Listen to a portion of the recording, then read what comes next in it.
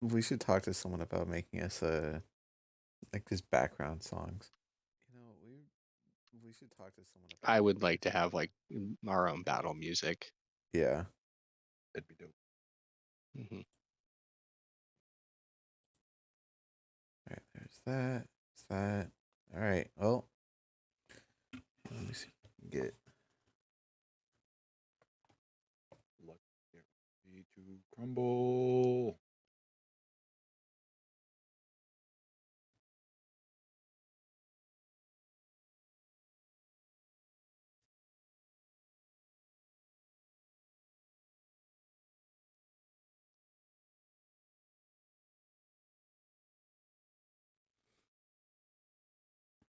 that. All right. Well, we're live. I'm And not. I'm only half.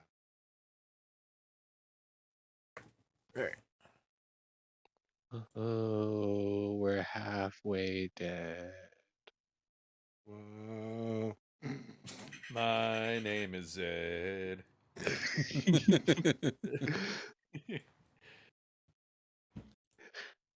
Take my hand, it tastes like bread. Whoa, Whoa.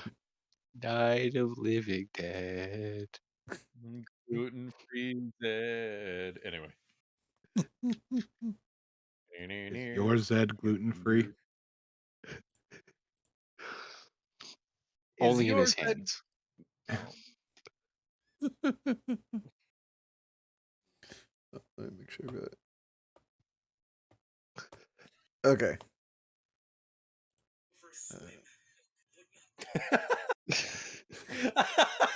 What? I don't know. I was just scrolling through Facebook and I forgot I was holding my phone right next to the microphone. Why are you No, scrolling Facebook? because I was waiting for us to start. I had some notifications, and then I went down that rabbit hole that you go down, where it's just like, oh well, I might as well see what's happening on Facebook, and then you start scrolling and you just blank. Is your I know I'm banana a not the only one. radish? Zedimus Rex, everyone. Where can they find you? Hey. You can find me at twitch.tv/Zenimus, where on to you, Wolf. uh, I'm good. Uh, we'll move on to Mike. How are you doing tonight? I'm all right. Just been playing Pokemon. Yeah. Yeah. Oh, okay. I guess caught a shiny Drifloon, evolved it. Its color scheme is shit. It's absolute garbage. I fucking hate it. I love the fact that it's a shiny, but its color scheme is just absolute shit. Mm. Sorry, continue, Mike.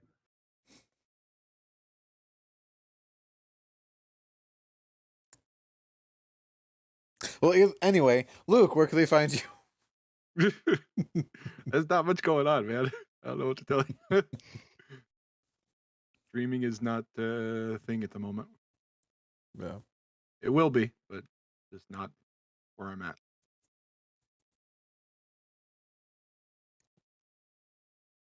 Uh. Well, so our Luke, our DM for the night, Luke. Hi. How are you? Right. Listen, man. Don't you guys got to realize that like we never talk about the Killdozer incident.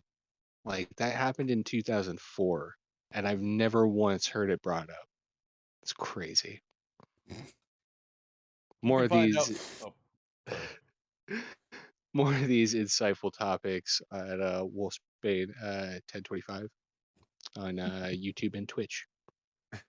If you would like a more in-depth and Scottish twist, you can look up a gentleman by the name of Count Dankula who has covered in his Absolute Mad Lad series the Killdozer, and also he's covered the Meth Dozer, a even less known character of sorts. Okay, bye. Okay, bye. No. I guess that just leaves me. I'm Wolfsbane 1025, and yeah, like Luke said, you can find me Twitch and YouTube, sometimes Twitter. Um, Playing a few games off stream to see if they're good enough to play on stream, and we'll be there for the time being. Okay, that's it. I'm gonna go. Woot. I'm gonna go hide in my corner again. No, come back. I miss you. No.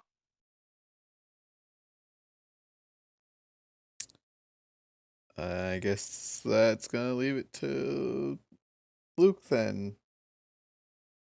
Do it. It's all you, Eddie. Okay. Let me just grab our non-official sponsor, Die Hard Dice. Die hard die. All right, I'm My gonna other put. props. I'll put the chat away. And pull up my screen. Do it. Bye, chat. Bye, chat.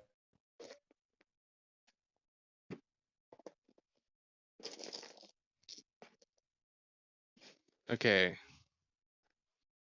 So as usual, I will open it up to any of you who are willing to recap us for inspiration. We split the party. Half is going to the Feywild and half is going to the Underdark. Two things you do not do at the level that we're currently at. That is correct.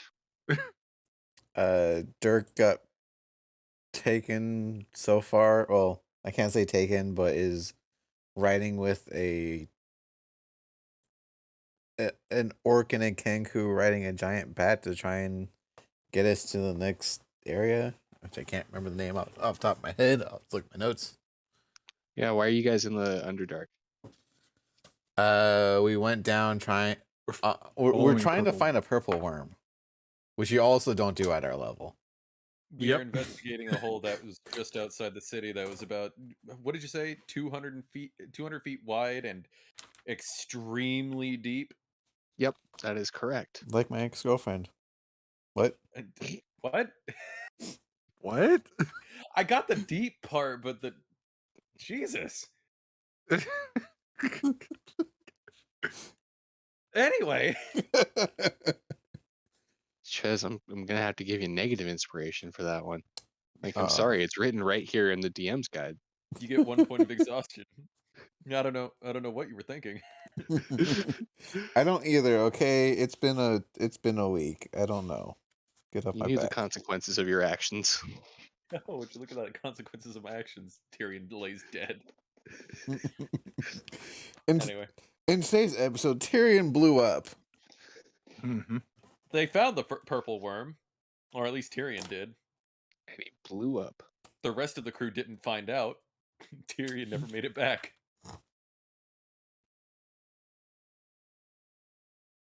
All right. Well, between the three of you, I think you got the kind of the gist of it. So I'll give you all one D20 reroll, but you have to agree when you can use it.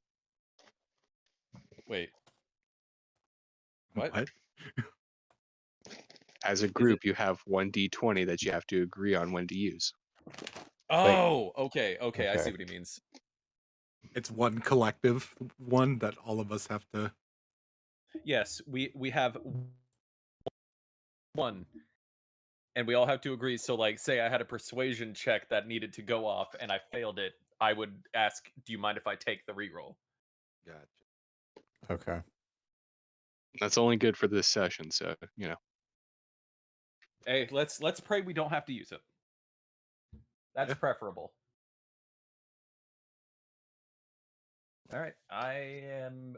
So, which we are currently with the team in the hole. Yes. That is correct. And before I start doing voices here, let me get a little sippy sip of my water. You'll see. Oh shit. Sorry. Almost. Anyway, so yes, you guys find yourself in the giant purple worm, quote unquote, tunnel just outside of Kattegat. Currently, you have convinced a parcel messenger from the business Fedorks and Kenkus to sort of guide you through these catacombs. Basically, seems like the gist of it is that these giant bat riding orc and Kenku team basically ride on top of a giant bat and navigate these tunnels to deliver the mail. And you've all convinced them to at least show you kind of the general direction where you come from. I believe where we left off, Dirk, you were about to get picked up in bat claws. Yeah. We fly! Near!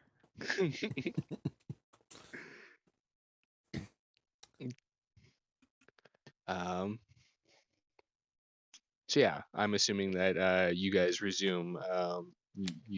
Asilica and Tyrion, you take up your positions back in the Tremoctabula, the Nautiloid, which is still currently invisible. You guys go to enter back through the door. So, quick question, just for clarification: when we're not in the Troctobula and we're standing outside, are we just seeing like a door frame, or like what does it look like from the outside?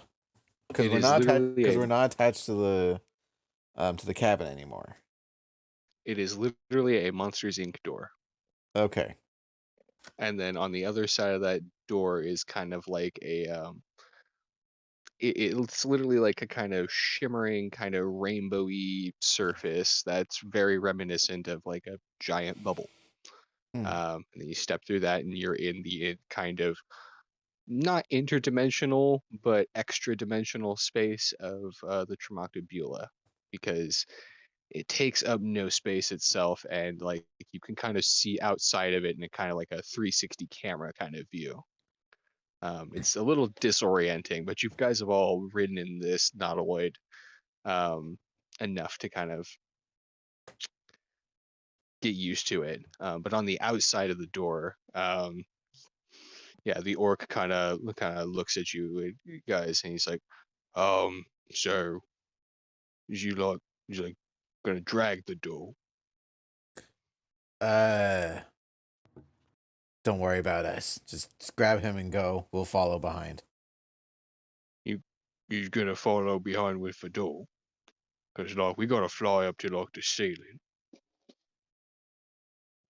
Let's just say it's magical. You just see the Kenku on the back of the giant bat just kind of and just repeat in your voice, magical. Dirk immediately looks up and just points to him. See?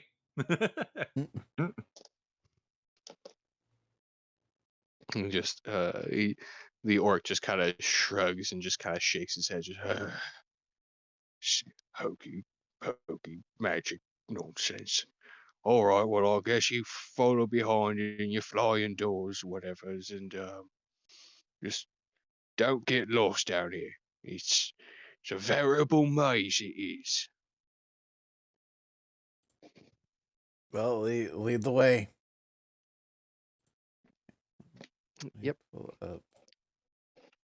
If we're getting into this, we should probably actually have the. There we go. Sorry, I had to pull up the document. I was gonna say you might as well just have the Benny Hill theme playing, because that's the vibe I'm feeling from this situation. Or one. Just like in the cartoons, where as we're following him, he's like, "Now follow closely behind me," and you just see the Tremoctabula banging against walls as it's going. Boom, boom, boom, boom, boom. Just.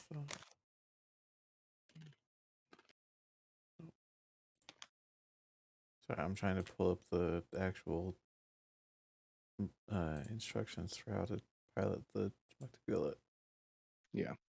Yeah, just to kind of, if this makes any kind of sense, you guys know those like building games where you put a door down and stuff like that, and then there'll be like a little dot floating next to the door to be like, this is where this item exists, kind of thing. Mm-hmm. Mm-hmm. that basically the Tremoctobula would be inside of that little dot on the other side of the door. It's just kind of floating there in its own special little space that exists between space. But on the inside, it is a nautiloid mind flayer vessel that is connected to a lovely alien garden. Um, and yeah.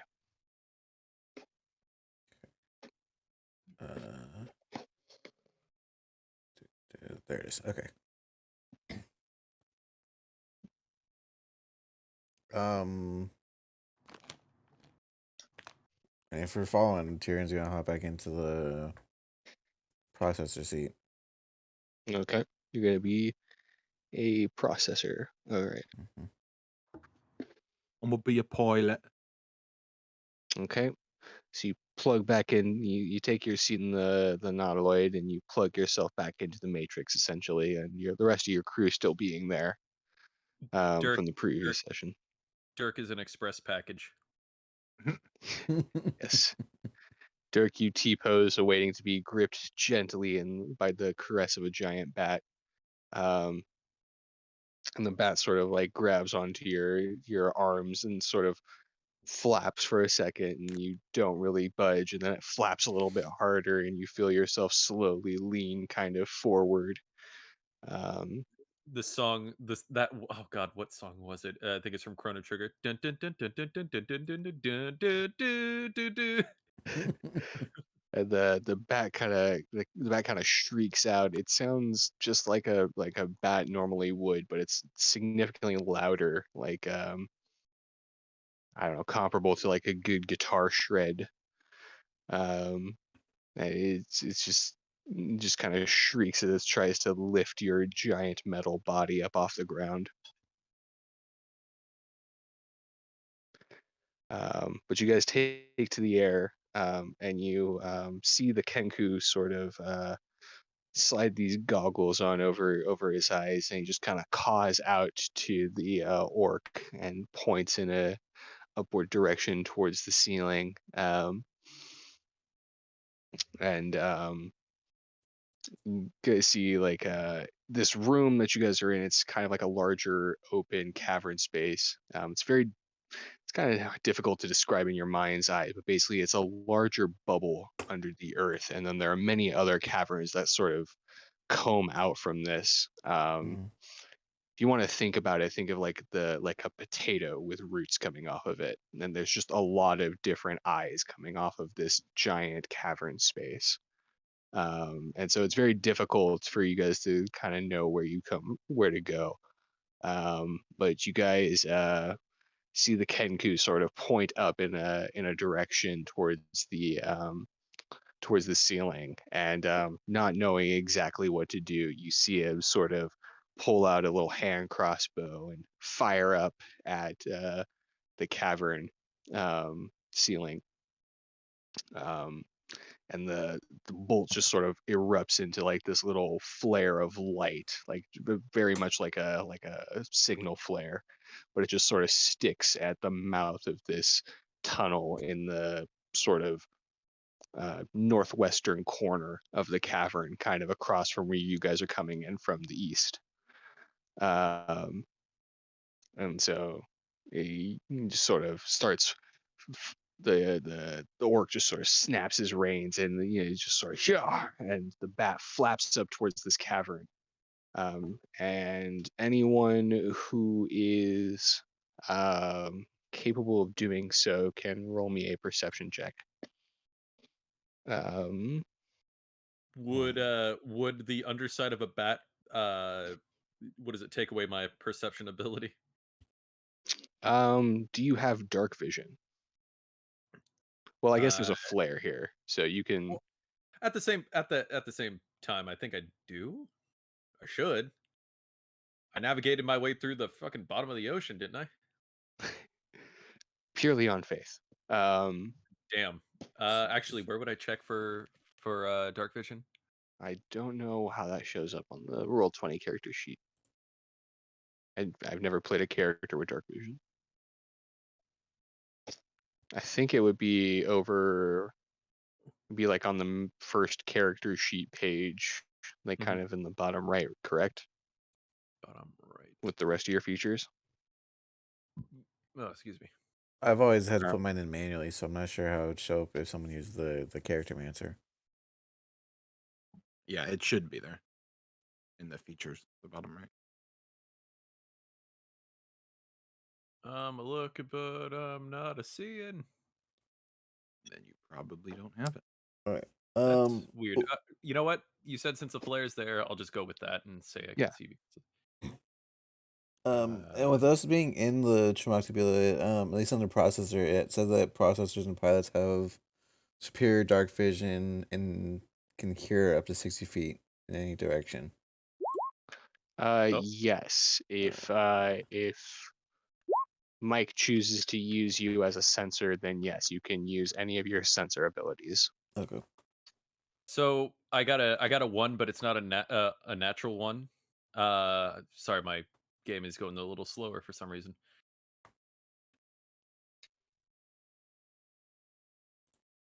All I see is the gut of this bat that's carrying me.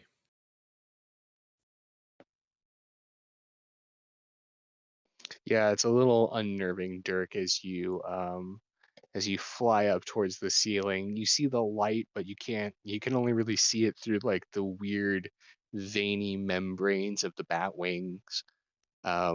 It's kind of unnerving to look at, and kind of reminds you of some different biblical images.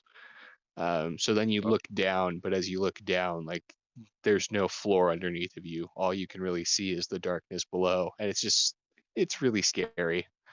It's not an even, steady flight as the bat flies. It's just the bat just kind of like it's very uneven. It's not really rhythmic.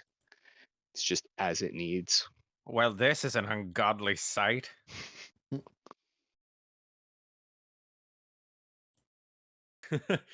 Dirk is annoyed by this. Anyway. Oh, Mike, my actions are actually determined by the pilot. Give me a sec. Where did we Hello. have this list? I had to Where did you? I had to scroll up in the D&D general to find it.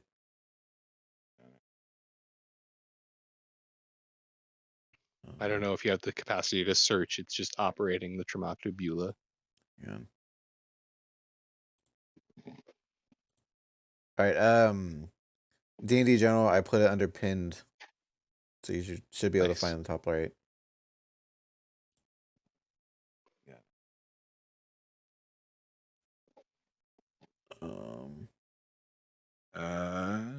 Okay.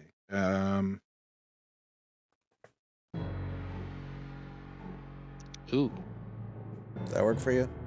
that works for me tremendously. Okay. What is?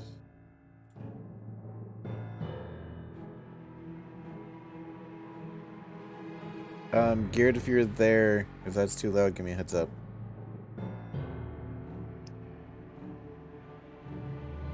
I guess we'll do the sensor thing. Okay. All right. So you're going to sensor, like, what are you trying to do?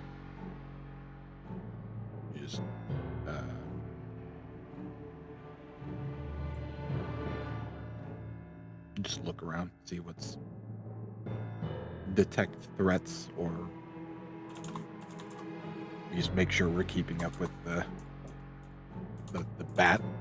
Doesn't get too far away from us. Okay. You can roll just a perception from your vantage point, as well as you have, kind of eyes outward from the Traumatibula. You can see in all directions. And Chavez, you have all of your abilities as a sensor now, so you can scan things as you see fit.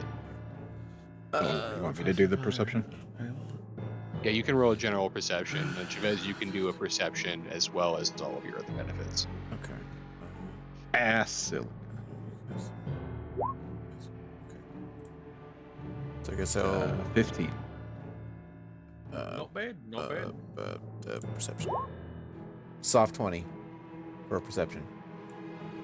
Soft 20.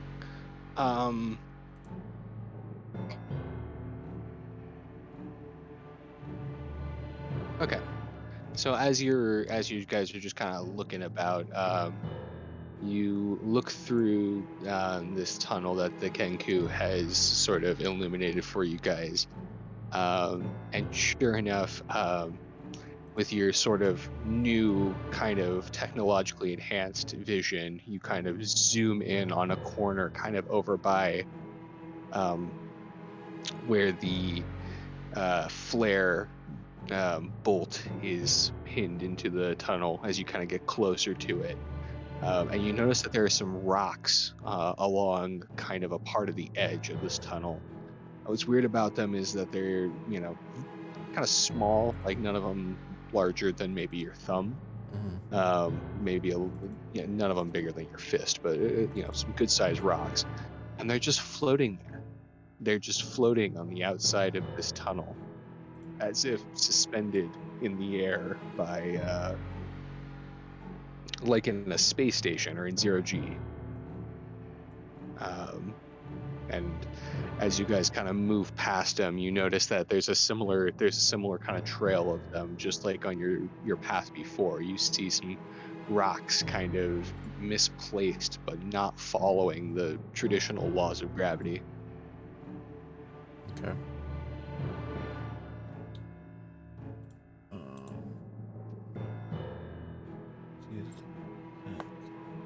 I need to look up list of what I can actually cast. 1 second.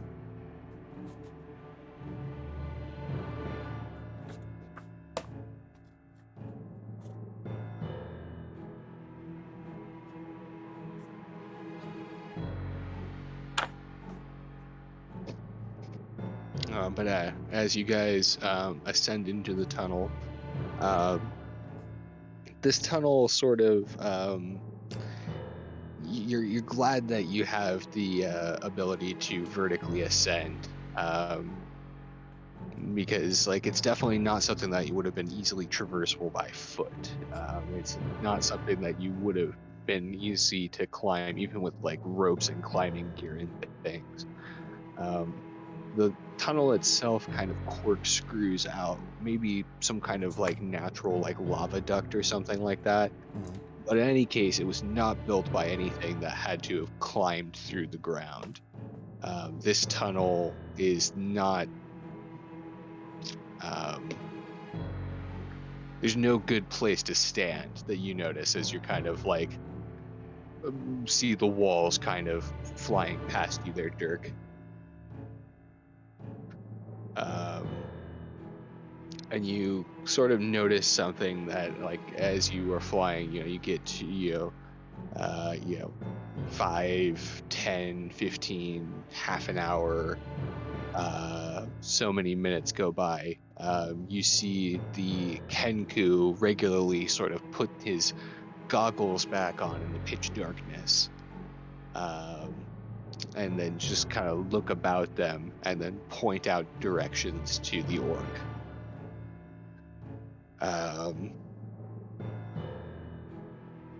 And then you eventually sort of get to this point where it branches off into three kind of tunnels. It's like kind of like a central hub area. There's no discernible like carvings or anything like that. It's just kind of a natural cavern system. When we're here, I want to use detect magic. You want to use detect magic? Okay.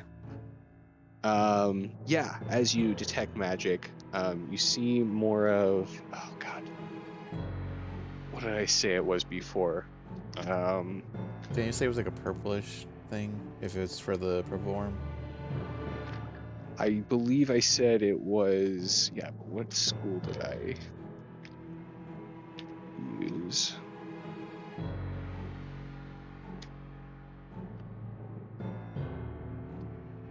Conjuration, maybe? I think it was conjuration. Hmm? Sounds right.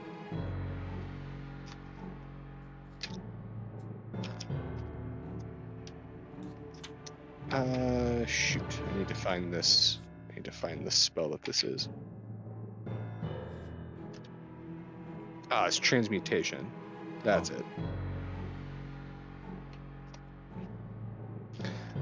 Yeah, so you see, like, again, some more of these, like, sort of floating rocks going, and they seem to be, they have like surfaces where they were just sort of painted with some kind of transmutation magic, and they just sort of seem to be sitting there in the air. You also notice sort of with where the Kenku is orienting, where he seems to be pointing towards the tunnel on the far left of this sort of like three-pronged junction.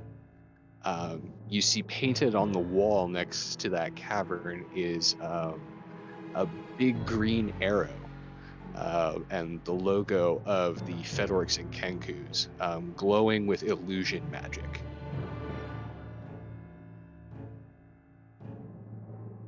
Sorry, writing down notes.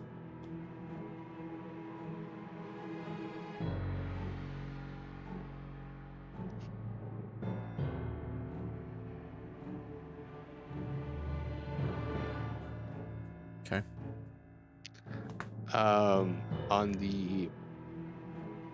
the middle tunnel, you see in the same sort of paint as the first one. You see. I'm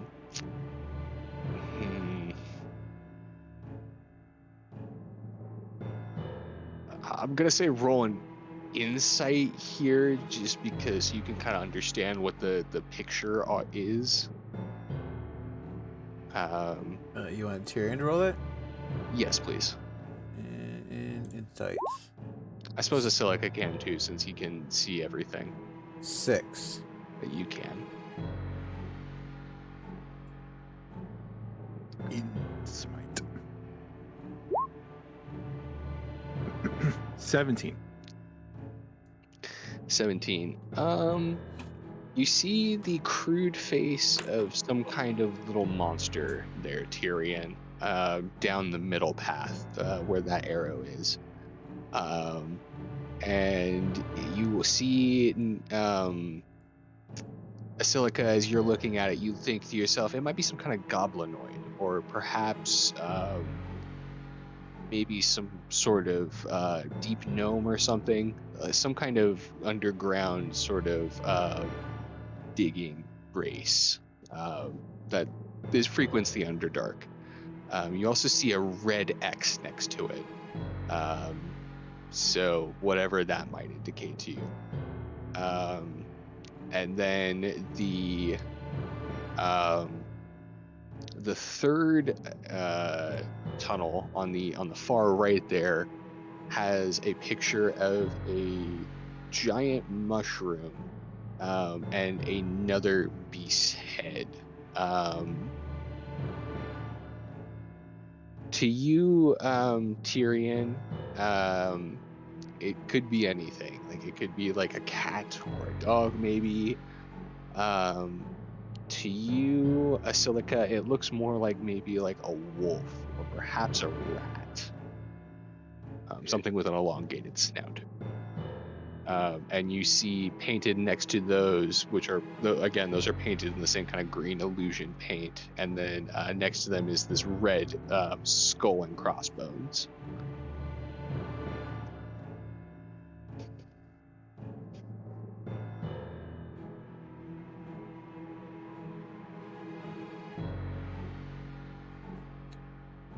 Whale shit. And it's at this point that you reach sort of, it's kind of plateaued into a little bit of a shelf right before it branches into these three tunnels. So the bat has set you down, Tyrion. Or excuse me, Dirk. I don't know why I said Tyrion. And they are currently like dismounting their bat here, right before the tunnels. Tyrion's gonna follow suit and unhook from the Schmoctabula and block out the door. You guys step out. So, where to now? You see the orc who remains on the bat. The Kenku has kind of hopped off for. The orc says, "This is as far as we go. We still got parcels to deliver from here, but we take you to this here landing." The Kenku sort of nods and he points to you. He's like, "Stick to that far left tunnel there." Okay. What's That'll take. What's the name of the city or village where we're going? That'll take you to the Kluxenberg Fedorks and Kenkus. Great. Oh no.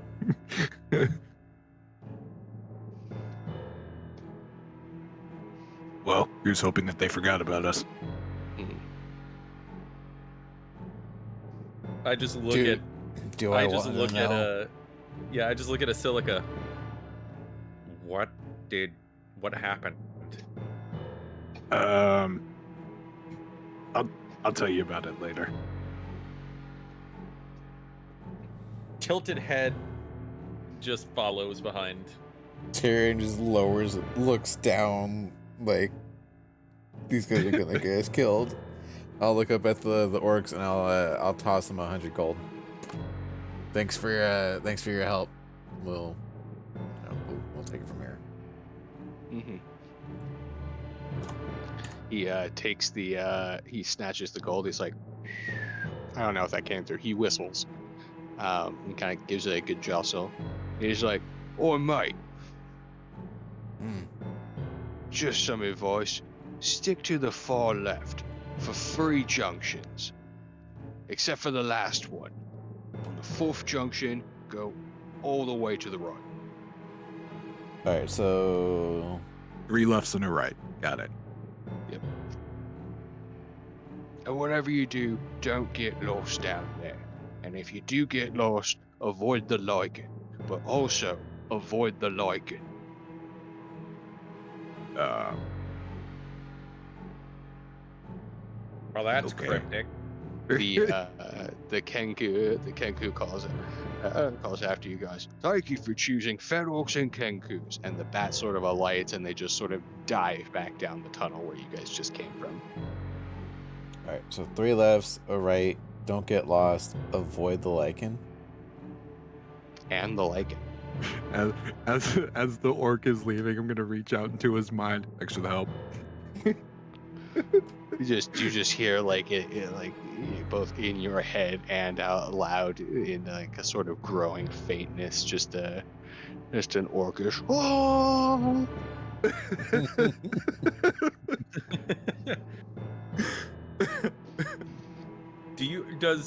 Does the Silica have like a smirk on his face?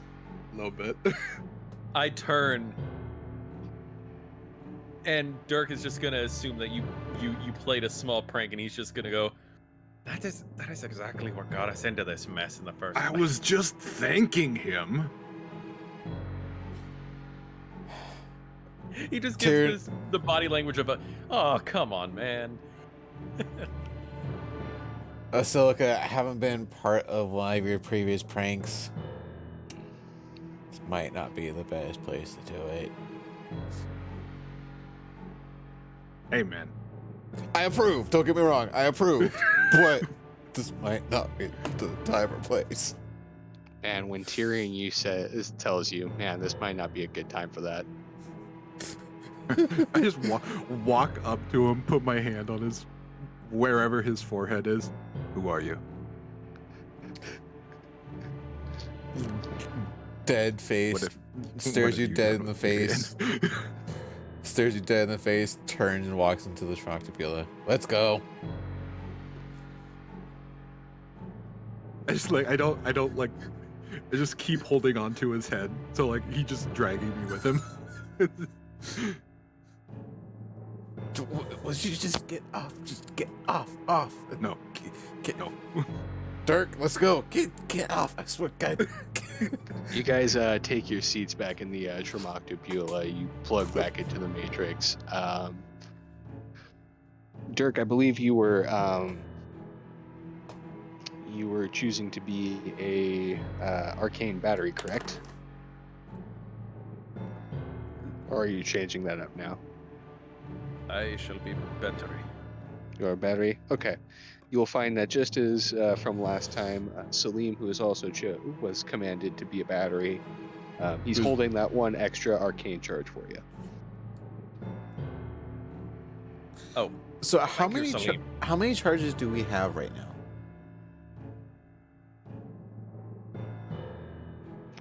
Okay. Like I don't think need that one to- was ever actually like explained to us how the charges are accumulated. So you get one charge just for someone volunteering to be a battery. Okay. So that's one charge that you get to use at the start of the turn. Okay.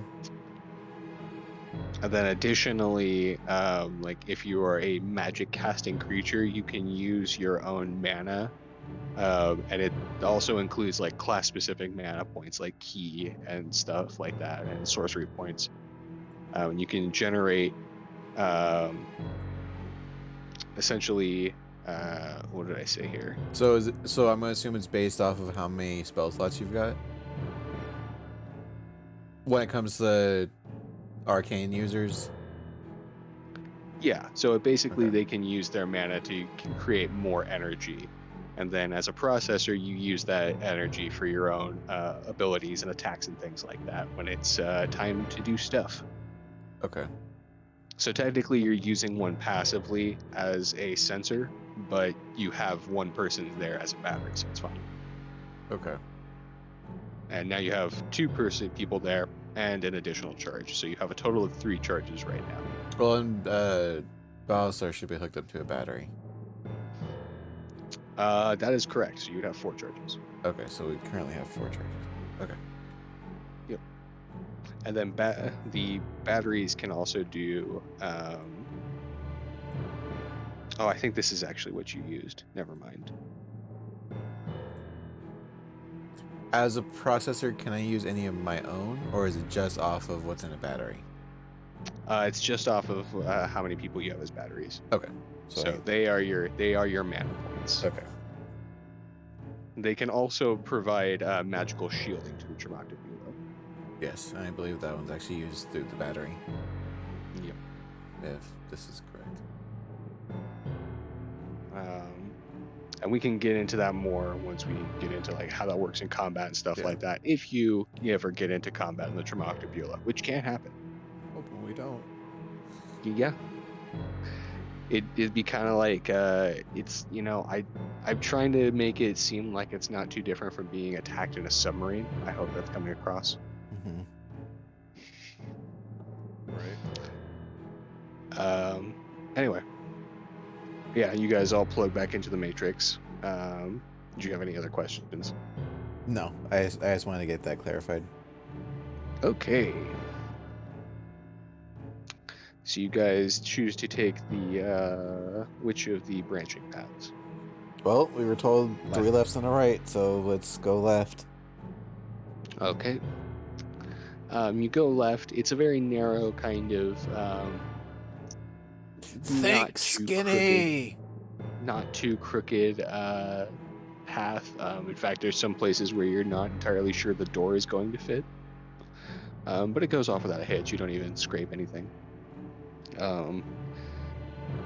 You sort of come to a place where the tunnel is straight, but then you notice sort of rolling off that previous 20 there, Tyrion.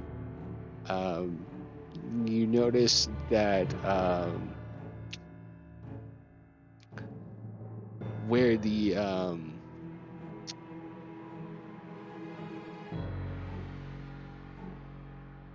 excuse me, 1 second.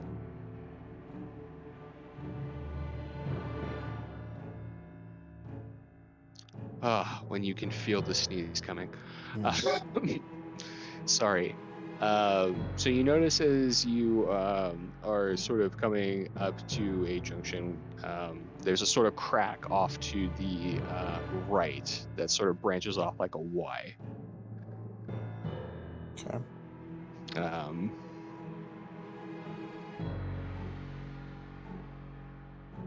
So would this be considered the second junction or the first junction?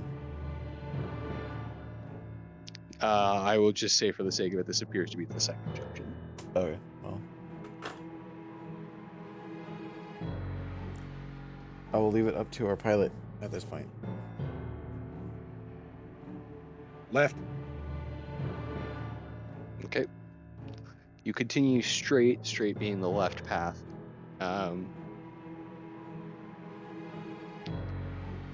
And you are still utilizing your sensors, I believe, correct?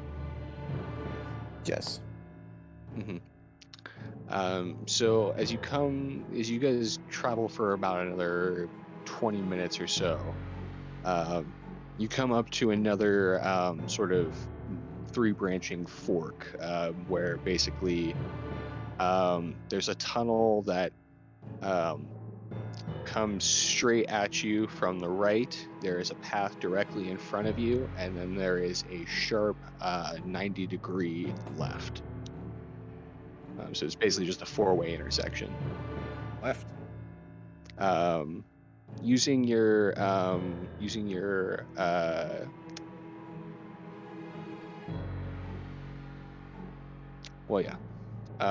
sensors there, Tyrion, you pick up on the same arcane trail of the floating rocks again. Okay. And they are not going down the left path.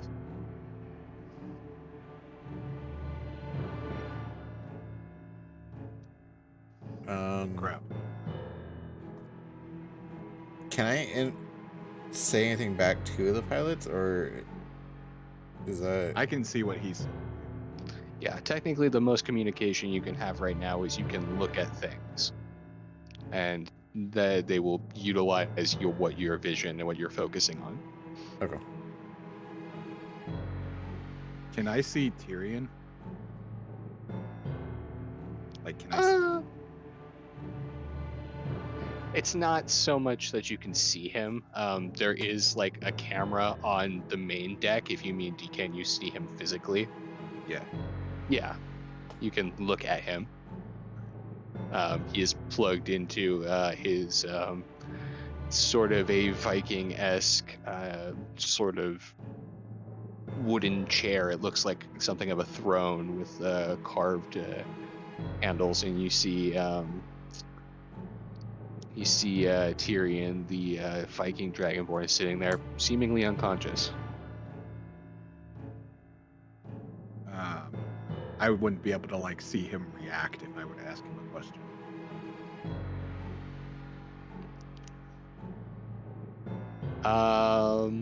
Like Can he talk back to me if I talk to him? No, he cannot. Okay. Not while he's plugged into this. You have the helm.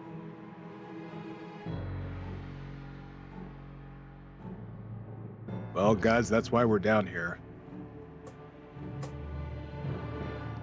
Yeah, as you look at the trail, it looks like it is going down basically the path in front of you and the path to your right. You're not sure which direction it's coming from just by looking at it, but it seems to go down both of those paths, and it is not the left path.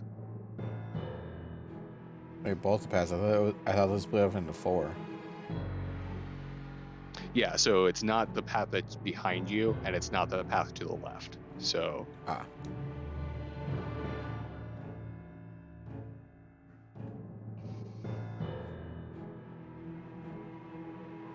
So it's the middle two paths that's going down. So it's a four-way intersection. The floating rocks are seen to be. I knew this was going to happen too, by the way. Classic D&D. Yeah. So from where you are, the path to your right and the path in front of you have the glowing trail, the rocks that you were following before. And then there's the path to your left, which does not.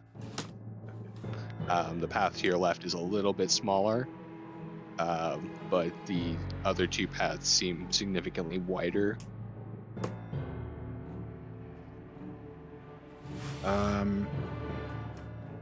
Can I use like some sort of Arcana check to determine which tunnel has? 'Cause we don't know which direction it was going based off of this, right? Correct. So can I do something to determine or to see which tunnel has the magic fading to determine which direction it is going? I would say you could roll an Arcana check to do that. The DC would be kind of high. You could also roll a nature check to sort of use your tracking instincts to kind of figure it out, and the DC would be a little more middling. Would detect magic do anything like that? For Well, fading? unfortunately, you can see the trail right now, and that's what he's using. Right now, he's trying to study the trail and see if he could Okay, tell which fine. direction it's going. So if I use a nature check, it would be a lower DC. Excuse me, that'd be a survival check, I believe. Survival tracking, yeah. I guess I'll go try for the Arcana. 24.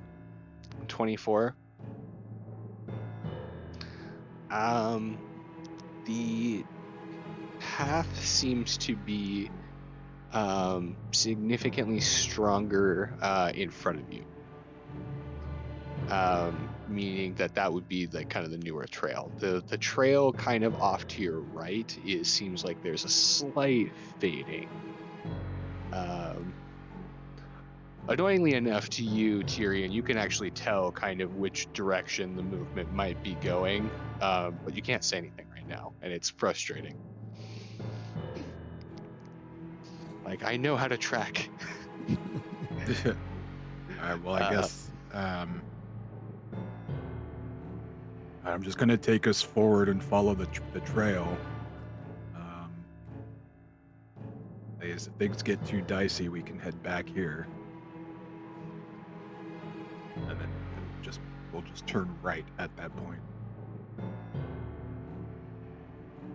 So I'm gonna take us down the trail, following the trail of magic.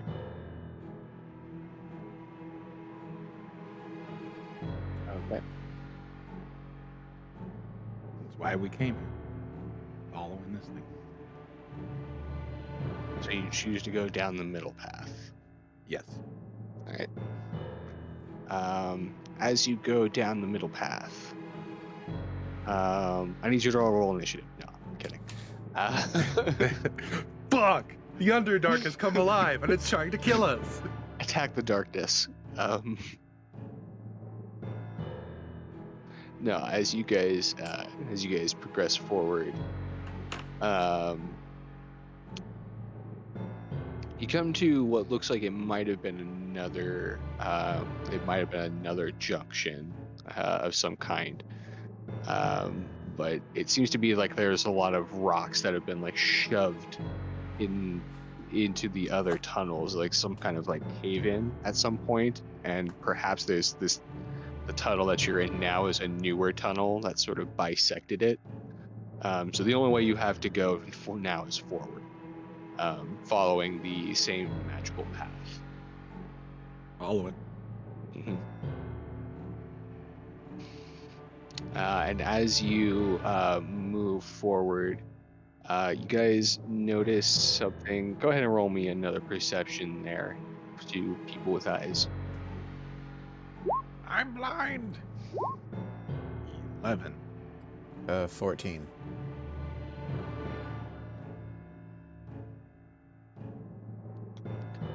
And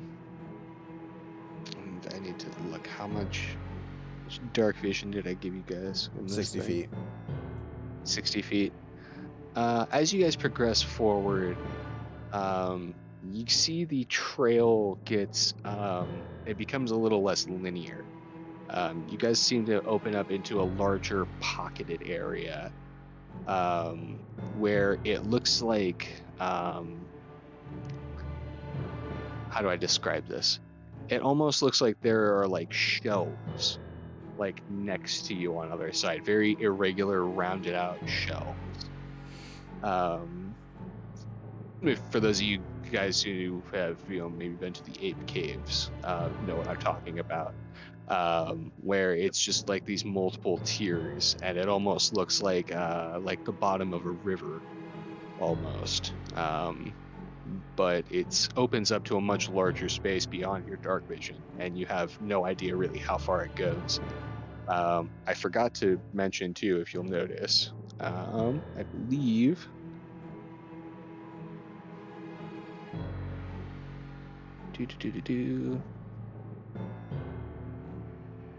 Oh no, I'm mistaken. Never mind.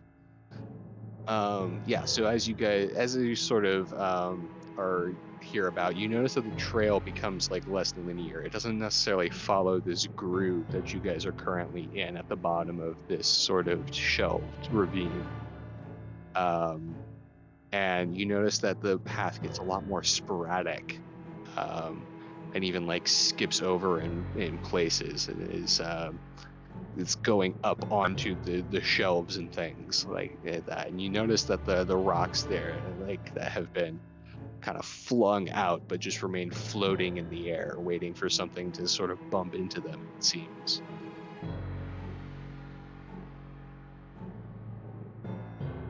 Um, and yeah, that's kind of it's kind of this open area that you guys find yourselves in. And do you guys choose to just progress forward, or do you want to keep following your trail? Let's see, keep following the trail. Can you turn the volume down just a skosh, Chappy? I mean, you guys can turn me down. I could do this thing. I will do that. Why is that not setting correctly? 1 second.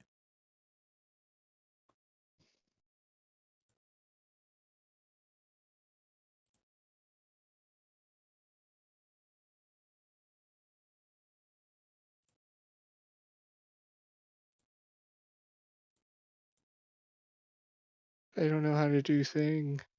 I just turned it off for now. Oh, here it is. Okay. Yeah. As you guys are sort of looking about this cavern, so you say you're just gonna follow your magical trail. Yep. Okay. So with that perception, you guys don't see anything at first. Then um, with your sort of dark vision, it's sort of like creates like a almost flashlight effect where it's like nothing becomes visible until you kind of walk up on it in this open space. And it's a little disorienting in the Tremoctabula in this darkness. It's rather eerie until eventually you see it.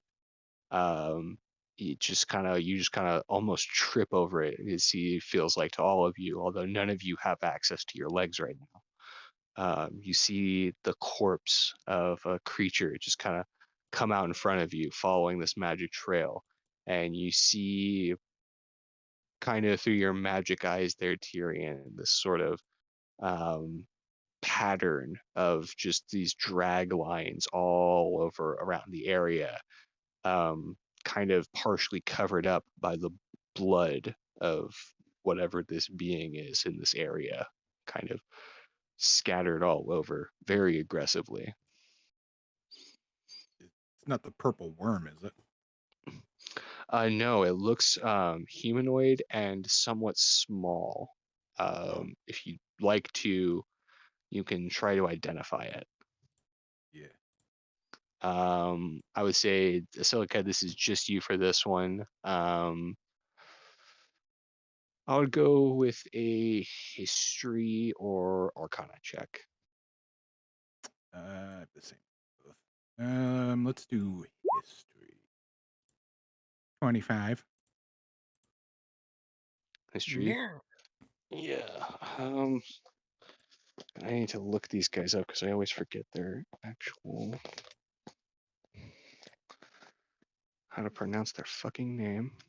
The Those ones. deep gnomes. Sniverblin? Or Snurfneblin? Bless you. Yeah, those guys. Smurf Niblin. Or Swedish Gems? Whoever made that name is a dick. Well, it's based off actual mythology. There we go. That's better. That changes nothing. Yep. And of course, these are like the one thing I didn't have tapped out. Okay. Yeah, you guys, you see what you would know as a Smurf Niblin or a deep gnome. It's a small, dark, little gnome creature, roughly humanoid. He seems to be dressed in not like super nice clothes, but like, it definitely like dirty and rugged. And you know that these guys, they're just very, they tend to live in colonies down here, them and a lot of other smaller underdark creatures. They live in small communes and sort of resent the surface world for, being bigger and having nicer things and, being essentially blessed with all of the gifts of the gods and nature. Whereas it's much harder and rugged down here. So they usually build small communes and stuff like that in the Underdark. And they try to avoid all the other dangers. Smaller folk, their history is kind of mixed. They get a lot of they get a bad rap for a lot of like bad things that happens, like, oh, it was a deep gnome, or oh, it was a Duragar, it's just some nasty creature from the Underdark. So they get blamed for a lot of like children disappearing and stuff like that. Or if a crack opens up in the ground, it was like, oh, it was a Smurf Niblin trying to kill my horses or something, as rural superstitious people do. And so it's a hard life for them down here, and you know that they're not usually ones to live on their own. Does this one look like it's been mutated at all? It doesn't appear to be mutated or mutilated in any fashion. It appears to be more or less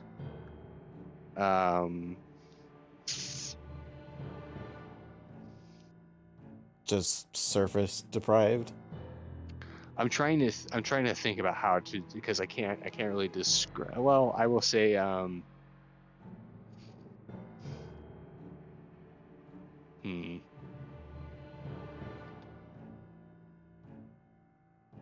would say Silica, technically you still have to do this. If you want, you can roll an investigation or a survival check to try and figure out what happened here. Investigation. 17. Yeah.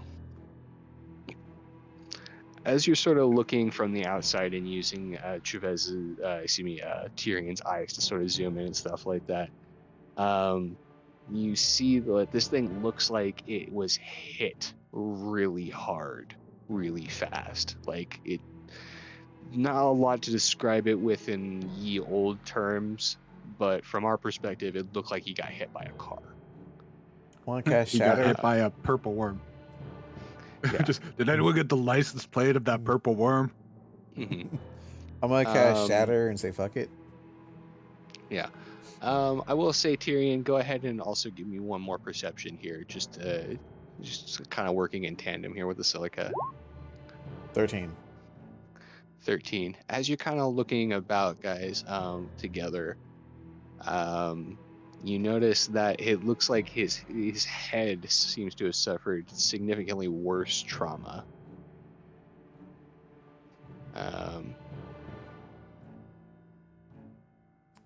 Do you wanna go in for like a little bit of a closer look?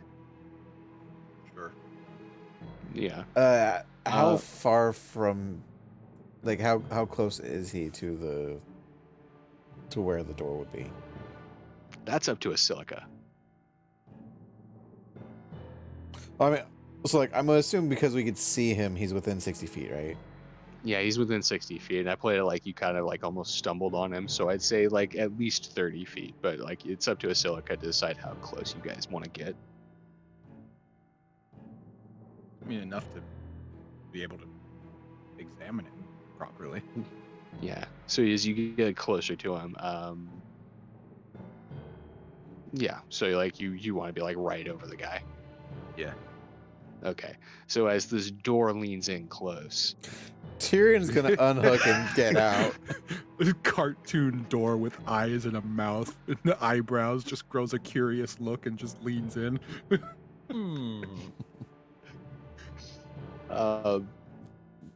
Tyrion, you unplug and get out. Silica, you can no longer see. Ah! No, I'm kidding. You switch over to your own vision. You're just not using Tyrion's anymore. I'm just a battery. Nobody loves me. I'm gonna go over and I'm gonna grab Dirk by the face and pull him out with me.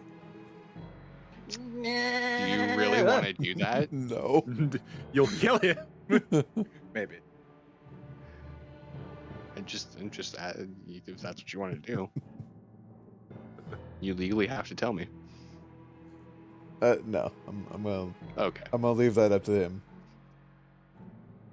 Okay. Is there So any way they could safely eject me like I was a USB drive?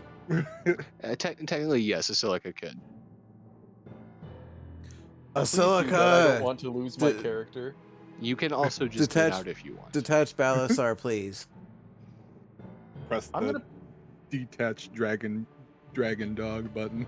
Cool. Thank you. I'm assuming I'm free.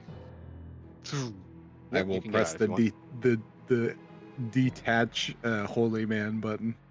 Just boot the holy man. Boot the holy robot. Yeah, so above game, so like being a pilot is kind of like having admin privileges. So you can get out safely whenever you want. Questionable whether or not someone could physically rip you out from the outside, but also any pilot could just safely eject you if they wanted. Or unsafely eject you. I just like imagine that I have a console in front of me that has like a couple buttons that all have like symbols that represent them. And there's I just a press giant, it and there's just a launches giant, them out. and there's just a If that's how giant you red choose- button with the case over says "Do not touch." If that's how you choose to envision it, yeah. Technically, you're inside of that console. And yeah. Again, like yeah. So you hop out of there with Balasar. Dirk, you're getting out as well. Yep. Okay. You walk out the door and it is dark. Immediately pull out the Rod of Lordly Might and activate the sword to at least hopefully, use it like a torch. Oh, nice. So you pull out a flaming sword. And yeah, sure enough, that does cast, I think, either 30 or 60 feet of bright light. I think it's the same stats as a torch, if I remember correctly. So, and the way I'm gonna hold it is I'm gonna hold it up like, you know how like in the Mummy and whatnot, the way they hold it up and to like kind of like to the side a little bit. It's supposed to be is just anything that's looking at me won't think I'm taking an aggressive stance. I'm literally just holding it up like it's a torch. Yeah, and I mean, a silica is gonna immediately tell you to turn that off. I can't see. Yeah, but whatever is out there can now see you. I would think anything down here already has dark vision. Let's not add to it. You're drawing more attention because you are the only light down here. Immediately just extinguishes it. Okay. Dirk and Tyrion, you cannot see. I have 120 feet of dark vision. Do you? Dark Mage or Shadow Mage gives me that. Oh, that's That's why I right. took it. And So you Balasar's turn on. got Was- 60 feet of dark vision. I was gonna say, I've do also- constructs get dark vision? I was just dumb enough to not add it. I don't think they do, but I think it's definitely something that like it's absolutely on the table, like more than a normal player. I want to just- say I'd probably have to go to like Sprockets or something to be able to get myself upgraded. Well, it's definitely something we could talk about. Like, if you were interested in pursuing upgrades, like that's it's something that again would be easier for you than other players. I pulled Dirk's head off and put it on my own, kind of like Futurama with Fry getting inside a bender. You now have my dark. Oh my god. I give you permission to dismantle me and use me like armor, so you literally have an Iron Man suit. Yes. The You- man of iron will. Your eyes kind of flare over with like this kind of shadowy flame-looking magic. And Dirk, as you kind of sit in the darkness, you feel kind of scales kind of scrape against your thigh as you hear the sound of Balasar's kind of as his eyes sort of cloud over with the same kind of dark, glistening magic. Meh. I'm sorry. I don't know how to fucking respond to that. He's just sort of like healing next to you. Oh. I Alright. guess I'll approach the bad sneeze. So you no longer see the with your dark vision, you no longer see the trail of magic that was left behind, but you do see the blood splatter everywhere. It looks like this thing was hit from the direction where you guys came from, and then kind of got scraped along the ground, and that's not hard to see with that blood trail. What are you trying to do here? Well, I want to, because Tyrion wouldn't know.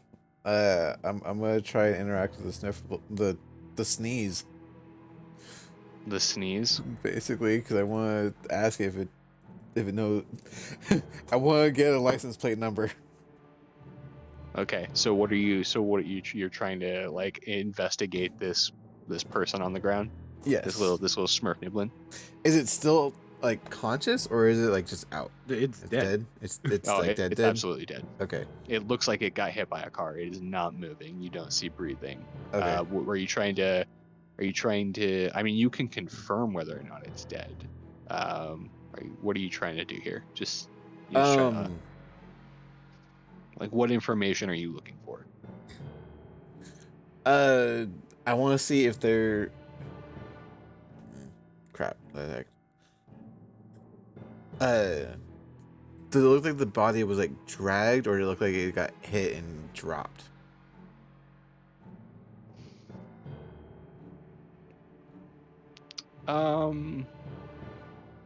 Okay. Yeah. Go ahead and roll me. Yeah, you haven't rolled an investigation yet, so you can roll me an investigation or a survival. I will do survival because it's a 9. 9. So it definitely looks like, just based off of what you're seeing, based off like the marks on the ground, it looks like this thing was hit. And as you look down at it, you notice something. You see its hand is floating in midair, kind of like it's still in water.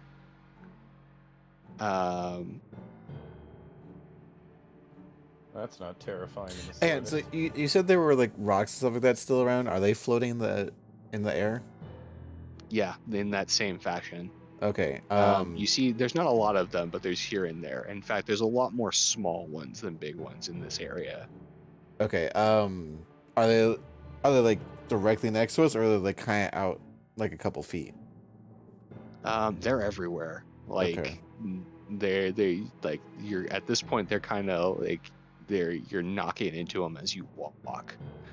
And you notice that the arm of this creature is kind of floating in a similar fashion. Okay. Guys, do you know what could have caused this? Like, this doesn't look like it should be here. And as we should you, speak with telepathy for this, guys. Immediately look at Silica. This is more up I s- your alley. yeah, Silica, that's the only way you could communicate right now. Yep.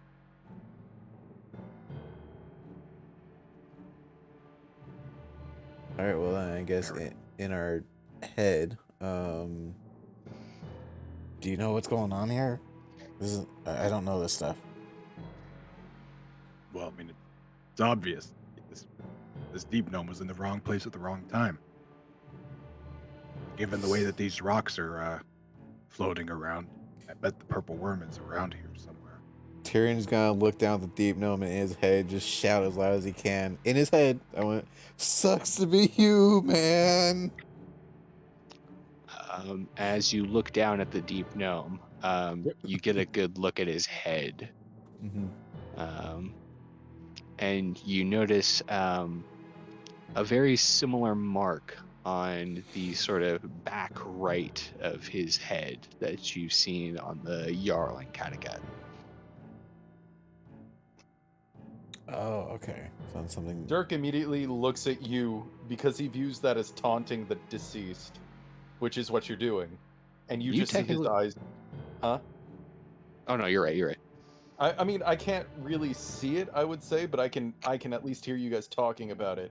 So all you see is a pair of red eyes, just glowing behind you. That also wasn't serious. Oh, I didn't know if you. Okay. A pair of red eyes glowing in this cavern. Hey, douse the light. Okay, so Dirk immediately uses Heavenly Smite. Anyway. No! Hello, alert the purple worm! Just no, it blinds everything. Tyrion casts no. Damn! God defeated by rejection. Okay, so you said that that's a mark that's similar to the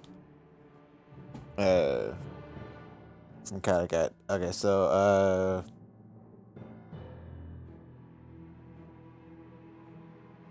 wait, was it Dirk that was with us for that, or was it Mac that was with us for that? I believe Dirk was there for that because I think he was using detect good and evil. Yep. And was also a part of the. Yeah, to investigate the body. Yeah, Dirk was there. Okay.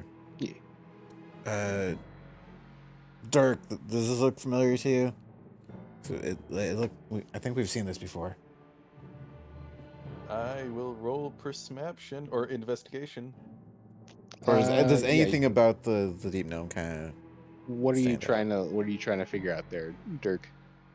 Compare the side this to the other. Okay, so for this it would be investigation or medicine. Ooh, what do I? Hey, medicine. Nope. Medicine. God, you flashbacks are all fucking weird. No, I'm kidding. It's dark in here. Yeah. Okay, so... Terry and I can't see. Okay.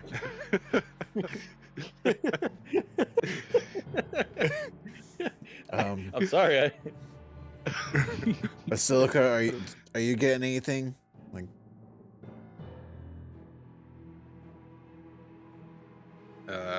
on the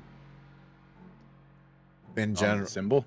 In general, like, are you getting anything at all? You want me to roll the same thing? I'm asking, like, are you getting? Does anything jump out to you, like, at all? Anything familiar? Anything different? I can't do a whole lot. Just...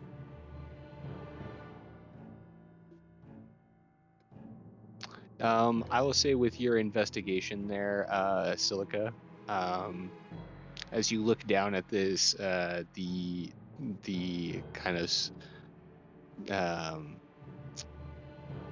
this wound on the back of this Smurf Nibblin's head. You get the same sort of it looks very much like the same olive cut, if that makes sense. You know, like from pitted olives. It looks very much like the same kind of cut that. Ooh, Again, is you there still yourself a would brain leave. in this body? Wait a minute. With your skills, you don't know. Basilica's gonna With you, come out there.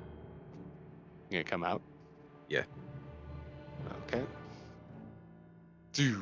All right, you come out. I'm gonna look at the wound on the back of the head. Yep. It without a question, it definitely looks like a mind flayer wound. Oh, son of a bitch. There I'm is just- one way to be sure. Yeah. Yeah. Tyrion's gonna take a step back. Oh. I mean, is there a brain in there? I don't know. Do you check? Yeah. How do you check? Medicine check. No, tell me how you check if there's a brain in this thing's skull. Reach into its skull and pull out its brain. Okay. There's a hole So there. I'm you- pretty sure I could see. So you reach it. Well, it's like a cross cut kind of. So it's like an like something. X-shaped wound. And then it got sucked out. Yeah. So you go and you kind of reach in there. You sort of open up this very that kind of looks like the opening of an alien egg, like a facehugger egg. But you sort of peel it back, and sure, Silica, do you have dark vision? I have 120 feet of dark vision. Yeah. So as you look in there, and then just from your natural instincts for hunting brains, sure enough, nope, there's no brain in there. Oh, shit. Tyrion, since you're the only one who can see this, you see a Silica reach into this Smurf Nibblin's head. Oh God. Tyrion's gonna turn around. And just in his head. Is it there? No. Been taken out.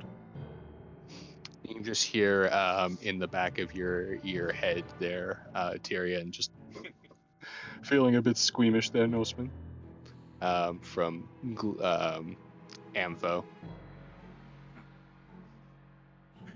I'm not used to seeing it in action.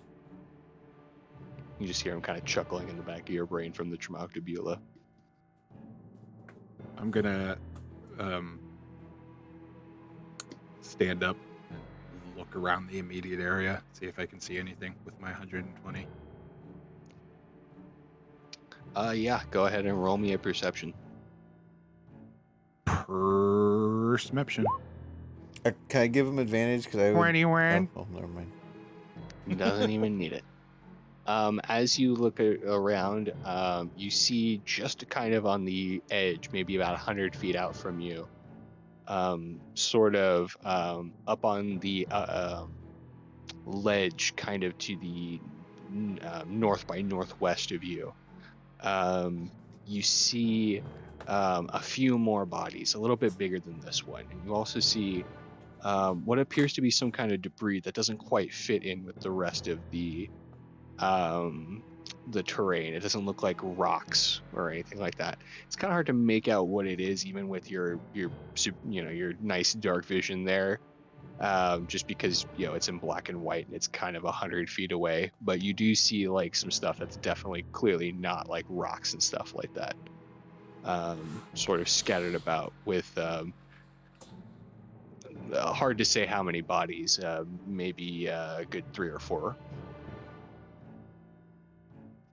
Guys, there's more that way. About 100 feet out. Are we on like a shelf? So like there'd be like a cliffside in front of us, or are we on like a fairly open flat ground, or fairly open ground, I guess? You are kind of at like the bottom of the ravine.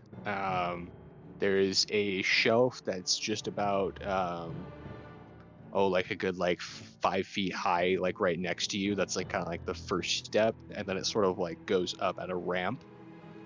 And that's kind of 100 feet out from on that kind of ramp is where you're seeing this. Right. Is Liv still connected to the pilot seat? Yes, if that is where you had her, then yeah, that is where she would remain.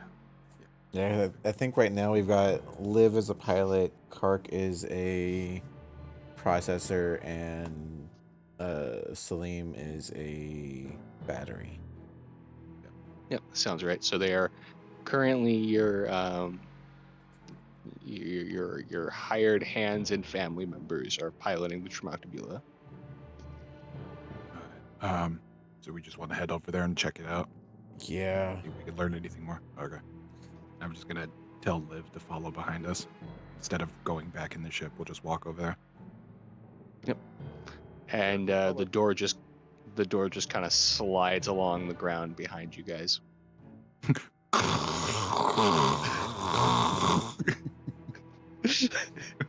I wasn't gonna say it, but I knew someone was gonna think it. Like, I didn't realize how much noise that makes. Just Yeah, Dirk just- turns around.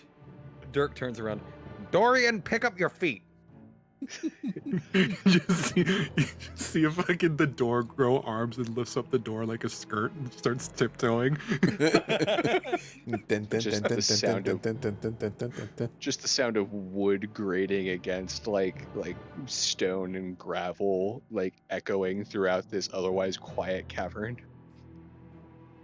Tap, tap, tap, tap, tap, tap. Put the sound dampener on. No, it kind of floats along more or less silently. It always seems to be touching the ground, but it doesn't make any other sound. With the exception of every time it sort of collides into these sort of floating rocks, it just sort of lightly taps like a gentle knocking sound. But yeah, as you guys make your way over to these bodies, sure enough, you see what appears to be like 2 more Smurf Niblins and another creature that I just say for the sake of it, you recognize as some kind of goblinoid, about 5 feet tall. You guys can roll history if you want to try and figure out what that is, but you see these. Oh, does it look like this was a stopping point? You know, like how we stopped for camp. Does it look like someone stopped here and camped in 8, or is there like a trail that we could follow? 11.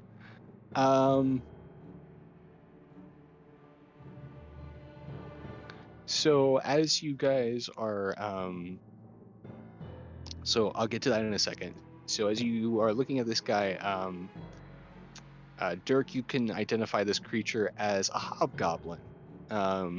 Basically, goblinoids come in 3 sizes: big, medium, and large, and this is a medium-sized goblinoid.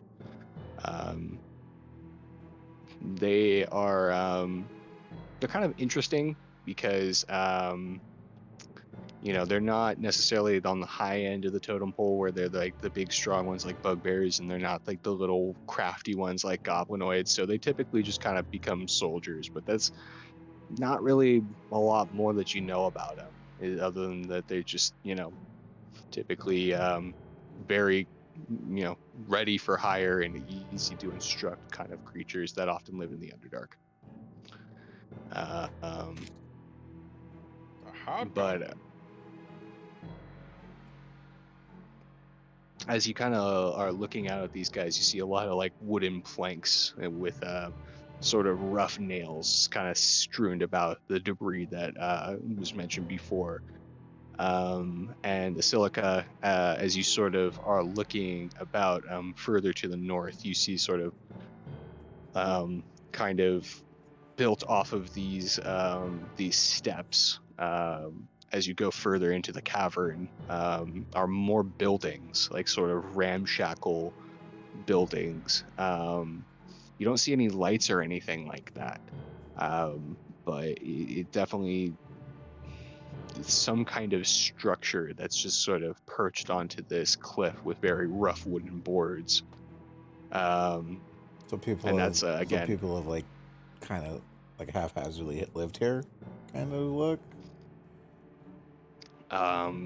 it's definitely a possibility from where you guys are right now.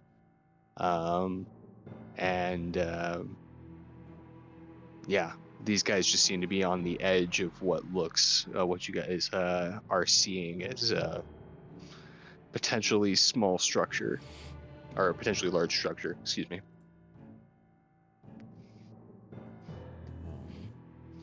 Did all these victims have their brains sucked out too?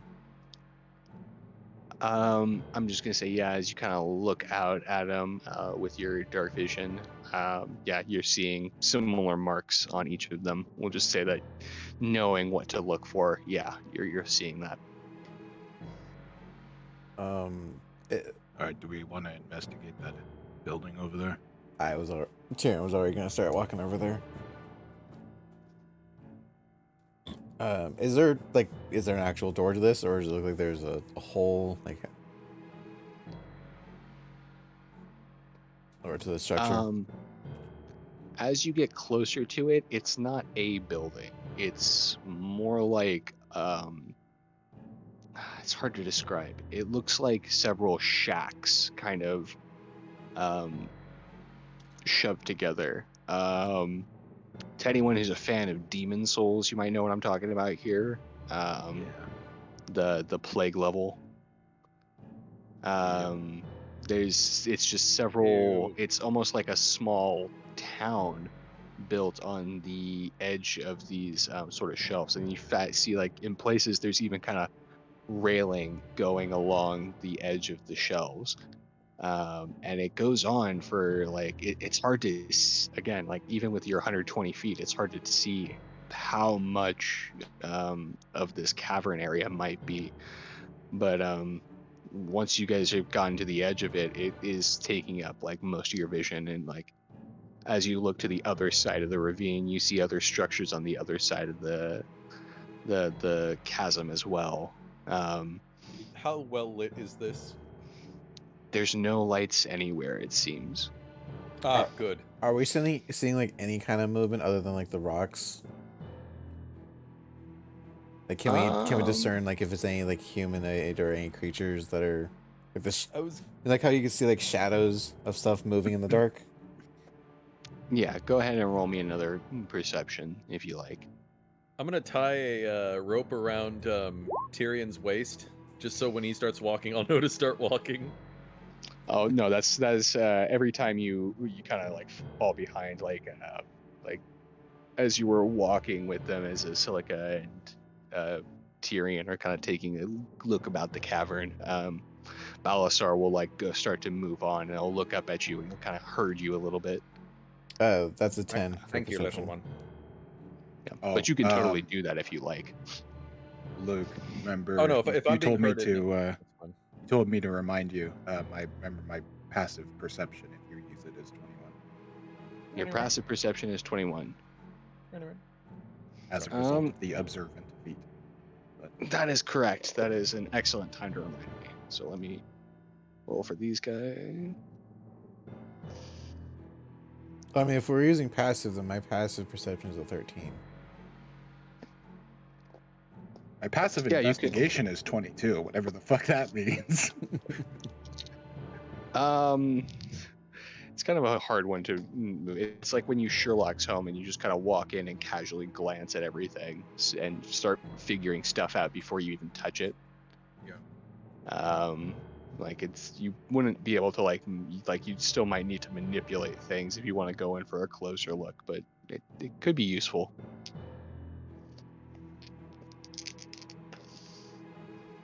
Okay, excellent. So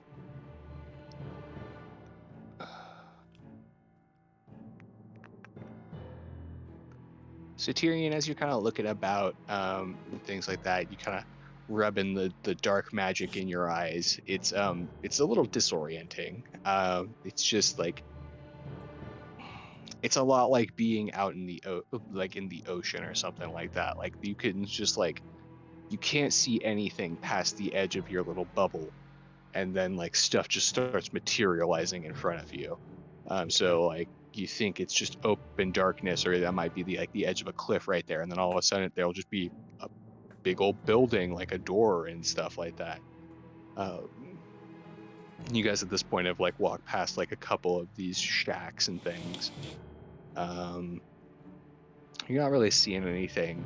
But Silica, with your passive perception, you're noticing that like just on the edge of your peripheries,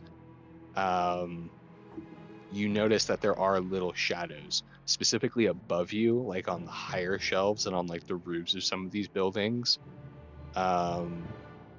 And the fact that you're only seeing them on the edge of your dark vision kind of implies to you that whatever is like looking at you and stuff like that also has dark vision and is keeping you at a similar distance.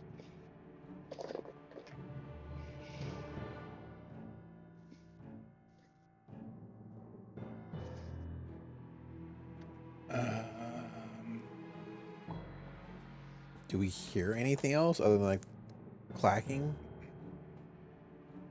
You don't hear anything. Don't you start that Don't shit you here. fucking dare. Boy. Detect You don't- thoughts.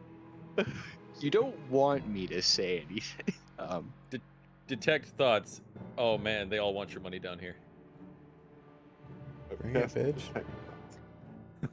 Or I'm not casting. I'm just opening my brain to be able to detect thoughts. Yeah, you're detecting thoughts. Yep. So again, that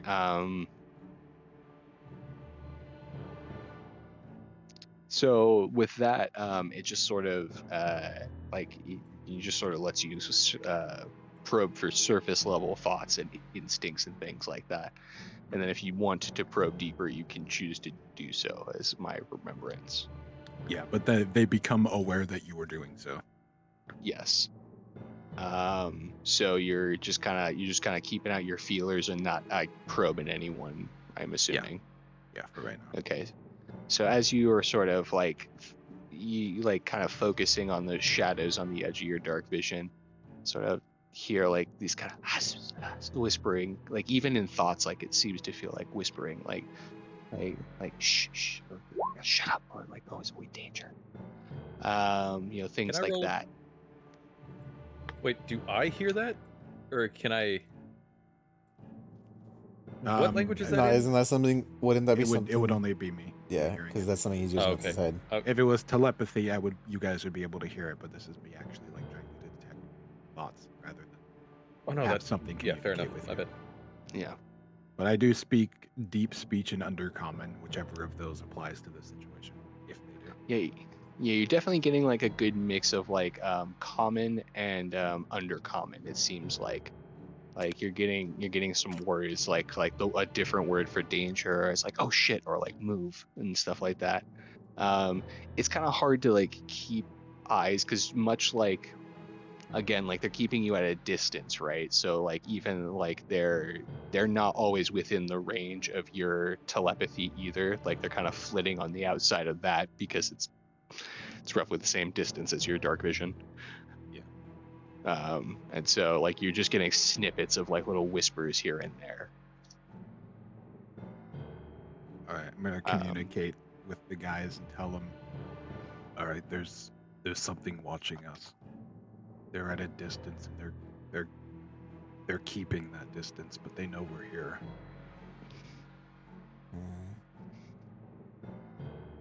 All right, well, Tyrion cracks his knuckles. All right, I'm gonna be a Viking then. Let's go fuck shit up. Whoa. No, Wait a minute. no, I'm Wait a joking. I'm joking. Okay. Tyrion just unleashes his breath weapon. Can I look around at the size of these shacks? Like, for what size creature do they look like they are made for? I will say just at like a kind of a cursory glance. They definitely seem to be on the smaller side, which I mean, even like any shack would be really. but you definitely notice that like these things look like they would be more accommodating to things that are like the size of like maybe the hobgoblin at most. Definitely seems to be a lot more buildings to accommodate like things the size of the Smurf Niblin and other creatures of that persuasion. So like I believe all three of you are. small to like a medium small. Yeah, and again, like there doesn't seem to be a lot of consistency, so some of them are just taller, probably for the sake of that's the size boards that they had. But like, yeah, the three of you, I believe, are all tall boys, and I don't think any one of you would be comfortable in them for too long. Can I do like a history check or something to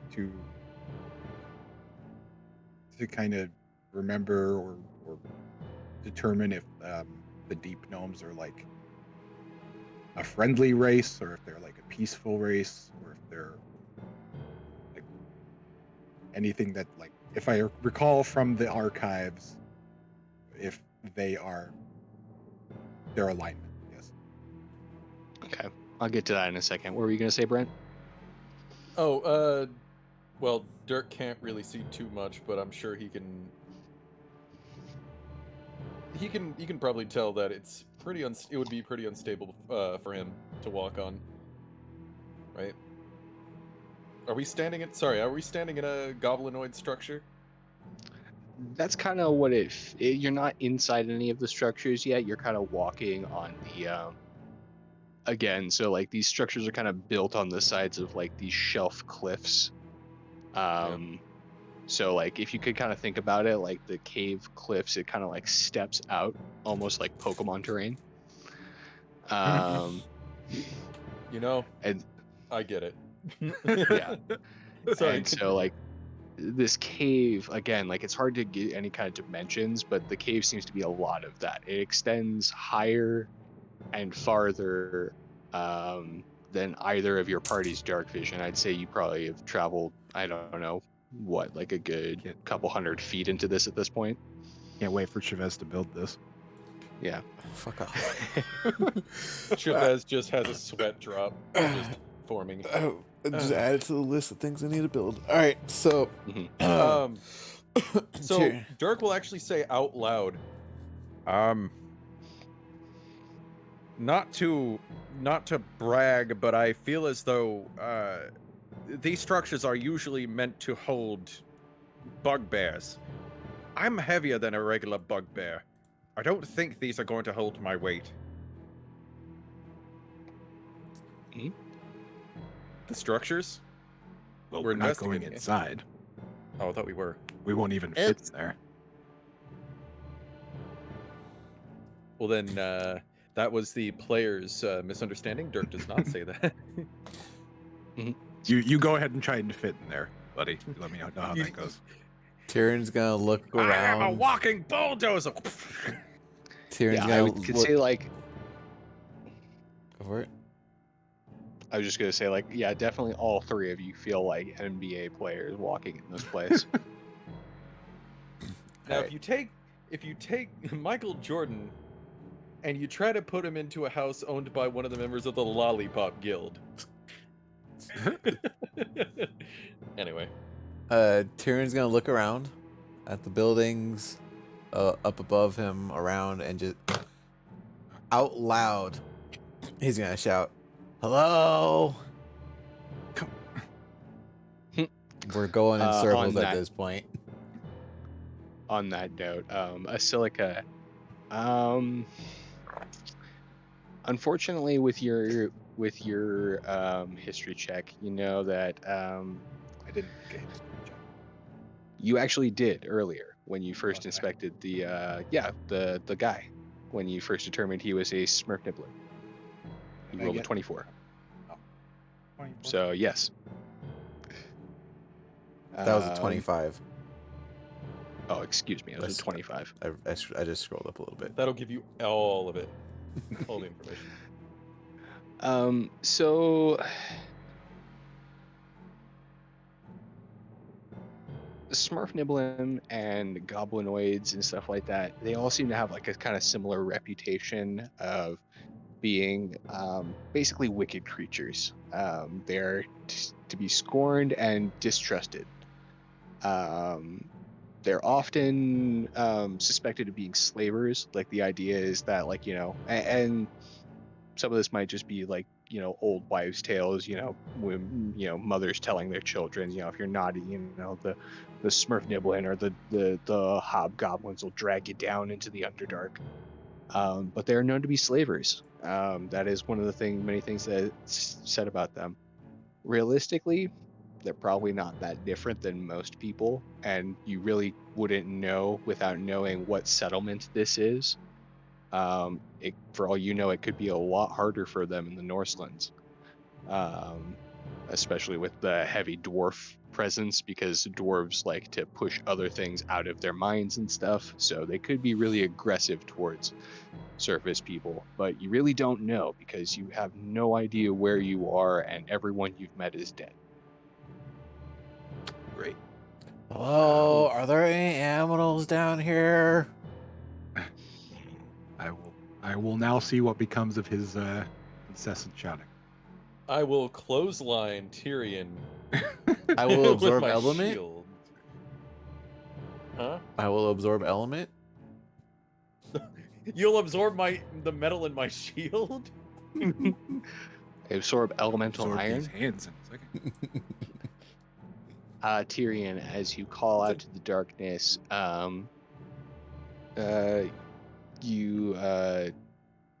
you both see the shadows on the edges of your periphery and stuff like that, sort of freeze. Like anything that might have been like the flicker out the corner of your eye is like absolutely not there anymore. And Asilica, you're getting a lot more like feelings than actual thoughts at this point. A lot of things seem to have stepped back from you, and you're getting a lot of oh shit or oh fuck kind of feelings. Like just, a general, like very much like a rabbit caught kind of sensation. We're hunting a purple worm. Has anyone seen it?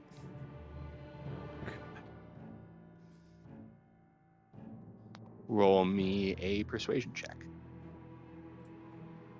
Oh, come on, let me. Okay, persuade. There it is. 17. 17.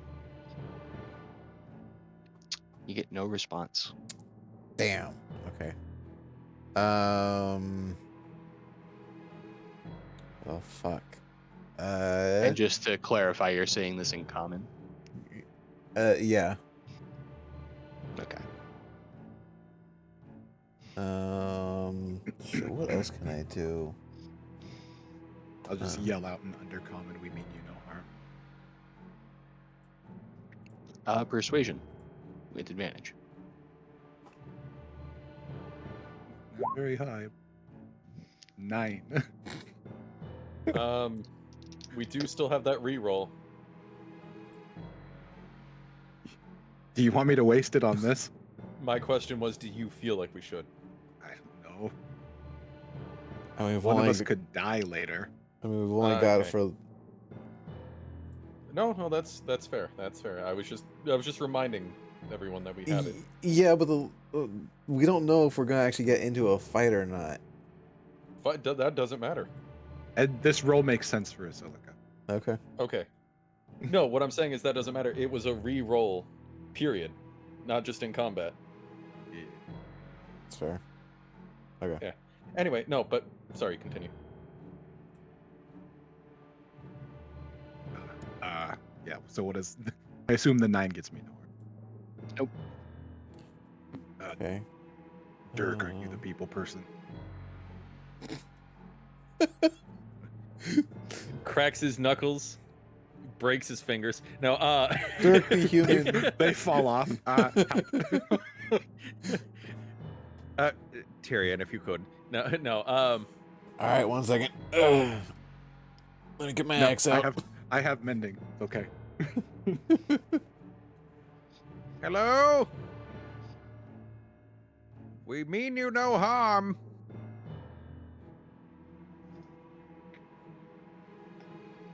Is anybody there? Persuasion. Boop. God fucking damn it. Can I give him advantage if I tell him how to say it in Undercommon?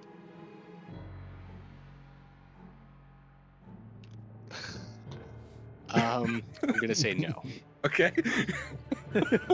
Can I give? No, Can I give him instead advantage he for hears kicking? you but says, sorry, go on. Can I give him advantage by kicking him in the nuts hard enough to get his voice to go high enough? Ah, yes, the universal language of diplomacy, a ball kick humor. He doesn't have any balls. He's a robot. He's got some ball bearings there to help him calibrate for. Polished, Listen, polished to the nth degree. Listen, he'll feel something, okay? Only true gamers will know that reference.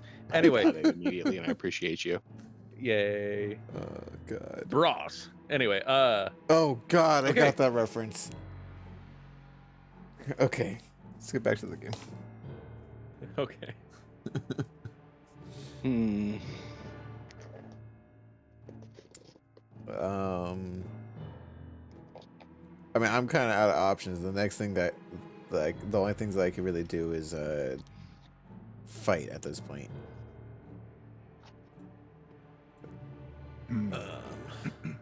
I could have boosted my persuasion, but it would have cost me one of my defined senses, and I would rather not.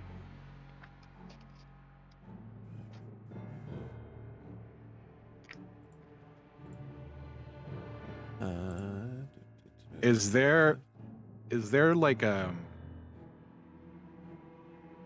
open space somewhere, like for like where we could like kind of settle down and like maybe build up a campfire?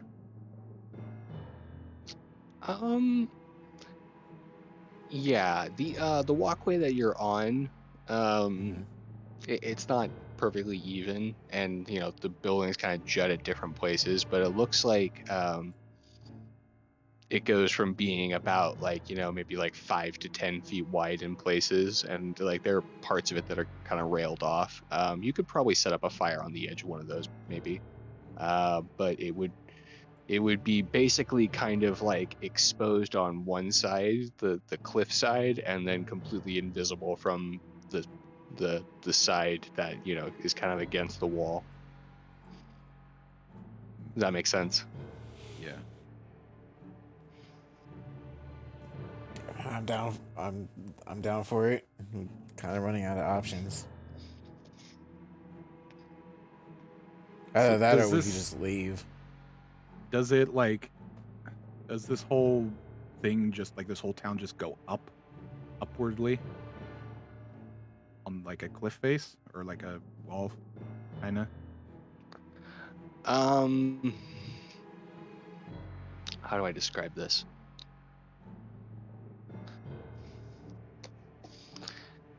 Okay, so from where you guys were, like if you want to think about it like this cave, like you think about this cave like a V shape, okay? So like there's the bottom there, and then they're kind of like stepped like kind of cliffs, like they're just like more or less 90 degrees. And so it extends forward down this tunnel for who knows how far. And then on each of these steps is like kind of like another street, if you will, of homes.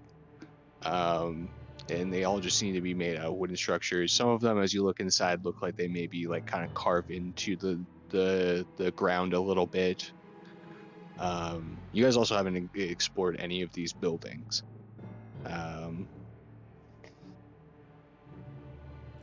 Are there any But, of them that look like they have an opening big enough to fit one of us? I mean, some of them are like large children's play structures, if that makes sense. So like, yeah, you could definitely like duck in and crawl in. Some of them are big enough to like fit you a little more comfortably, but yeah, you can access a few of them. Okay, question. Structural integrity. Does it look like it's something that if we put our weight onto it, it won't fall over, or does it look like something you would see in like a warehouse where you hit it wrong and it's gonna topple over like dominoes? If anyone should go in there, it's me. One, because I can levitate, and two, because I'm only 130 pounds. And you're probably the most slender of all of us, so you have a lower chance of getting stuck. I mean, I would honestly call that like a straight intelligence check just to see if something was structurally sound. 17. That might do it. I mean, That's still with a negative modifier. they all seem to be built on the floor of these cliffs. So like again, so like like 90 degrees of the house is already built for them. Okay. So like the bottom is safe. If any of them have like a downstairs or anything like that, it might be questionable for Dirk, but Okay.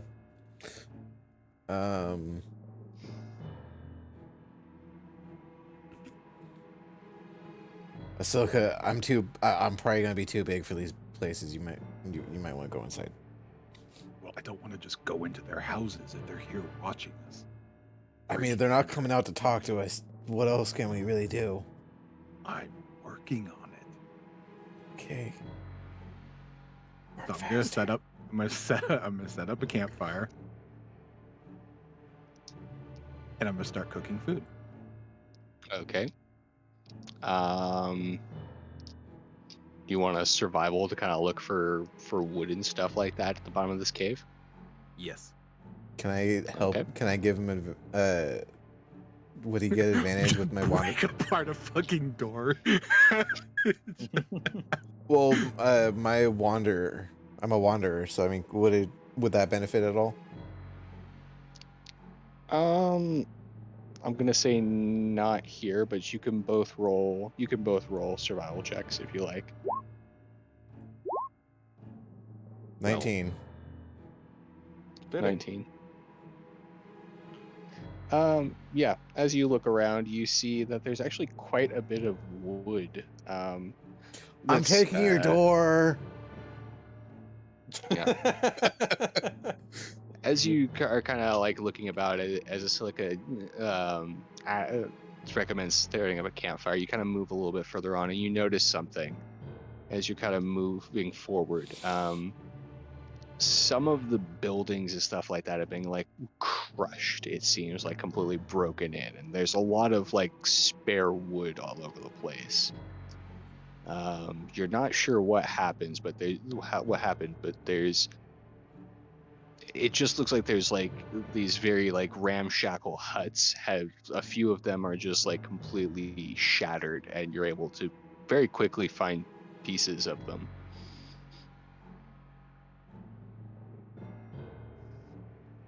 All right. Well, I guess let's put together a fire and cook. I'm gonna borrow this wood. I hope that's okay. Mhm. Feel free to join us. We're gonna make fire, make some food. Join me in destroying your house. Okay. As you start cooking up here, do you have an idea of what you want to make? Nothing like extravagant.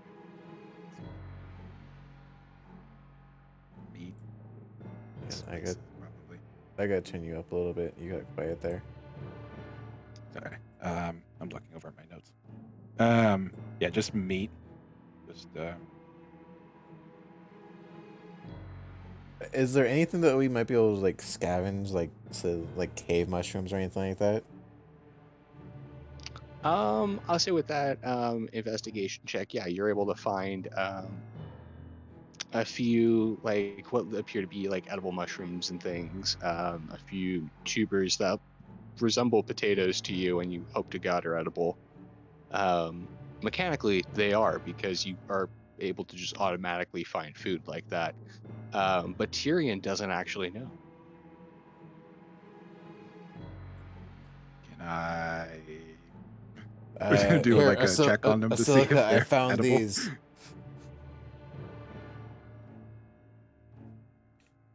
Can you do something with this stuff? Yeah, you can roll. You can roll a. You're cooking a skill there, a silica. If you Sliding like. Yeah. in. Ooh, 8. Yeah, the mushrooms look like kind of normal mushrooms, like a kind of like white cap sort of just normal mushroom. Not too different from a button or any of the a portobello even. I'm gonna take a very small bite of it. Sure enough, it tastes familiar enough. It tastes like just a normal edible mushroom. Okay. As for the tubers, they're really weird. They're like, as far as you could tell, it's some kind of like deep cave potato, but they grow in almost perfect spheres. Who's hungry for And stir fry? What's stir fry?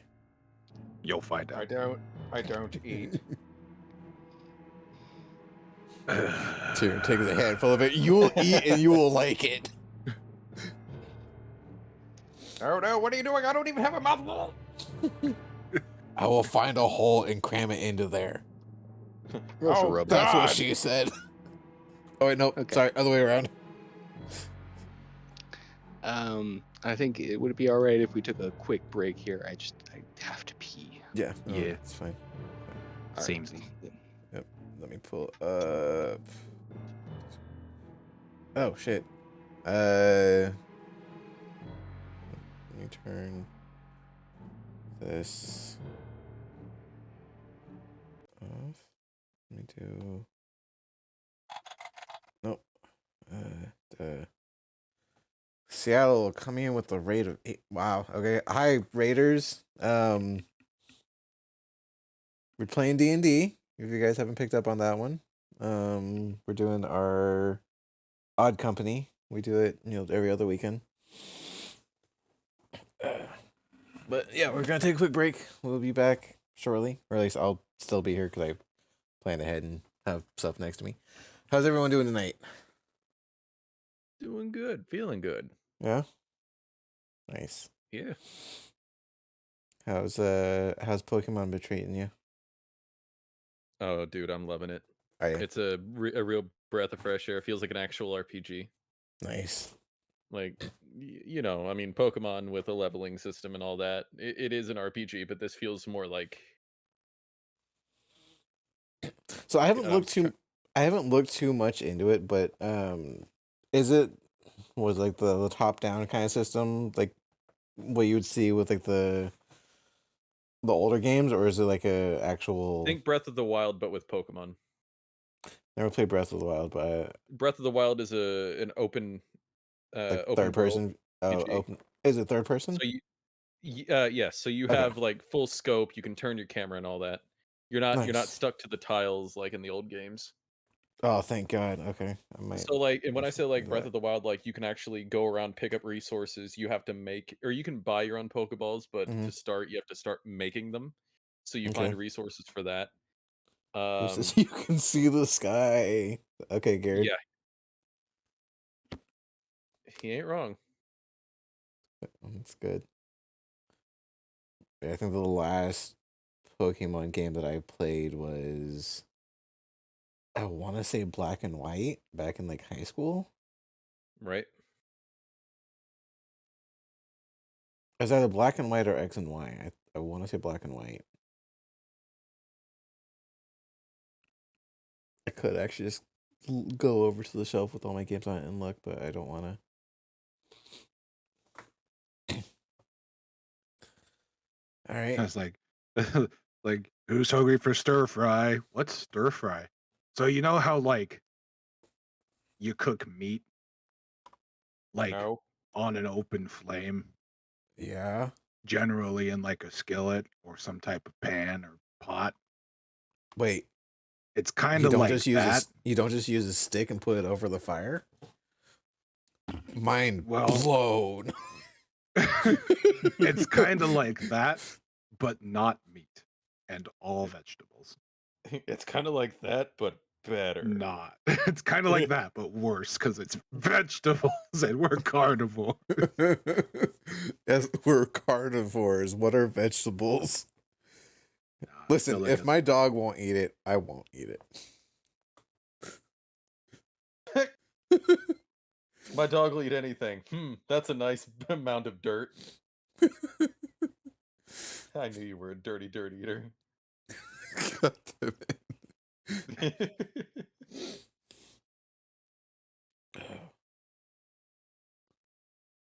All right.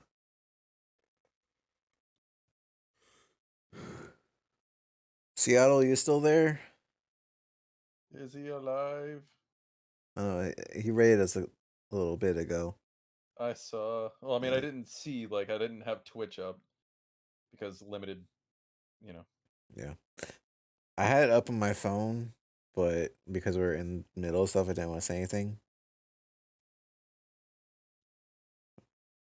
All right, who's got a random question for tonight they want to ask?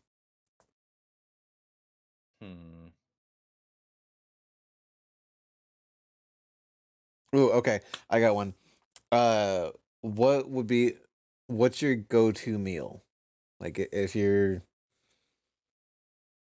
like quick, simple, or like what's your go-to meal for just for yourself? Like when Like you're ordering out, what are you getting? us, the people, Yes. or our characters in the game.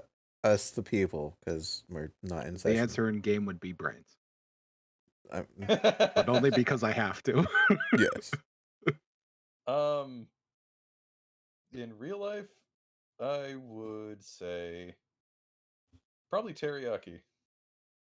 Okay. Even though I know like authentic teriyaki has pineapple in it, which kills my stomach, I will still fight through and eat it anyway. I can respect that because it's not that far off from mine. Yay. I have a teriyaki joint that will order from every once in a while, and it's a teriyaki. Oh, it's a Japanese and Chinese mixture place, so you can do like combos of both of them, and they do Nice. this Mongolian beef with chicken teriyaki mixture. Pretty good. Mm-hmm. And substitute the steamed rice with fried rice. It's so good. I'm more of a steamed rice kind of guy. I usually am too. It just goes well with this plate. What about you, Mike? What's your go-to?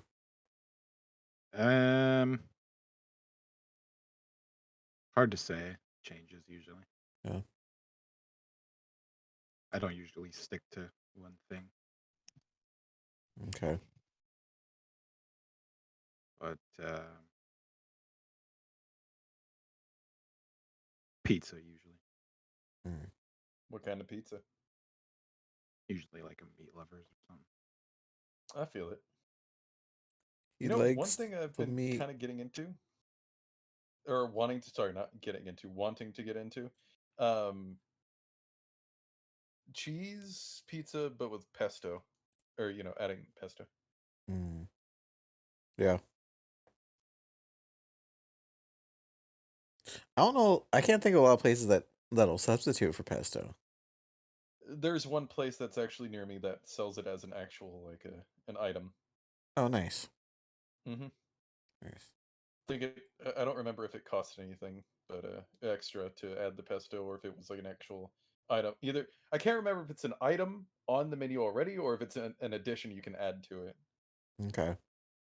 But either way, that's what I would get. Nice. Mm-hmm. Oh, I'll be right back. I need to get more tea. Okay. Tea time. Tea time. It's Tim time. Tim the Tool Man Taylor. Pizza time. Pizza. Pizza Tim.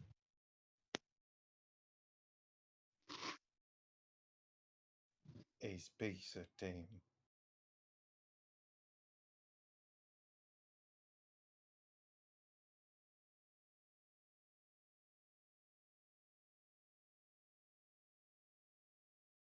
So I got another weird question. What's your favorite fear? Favorite fear? Yeah. Any favorite fears? Are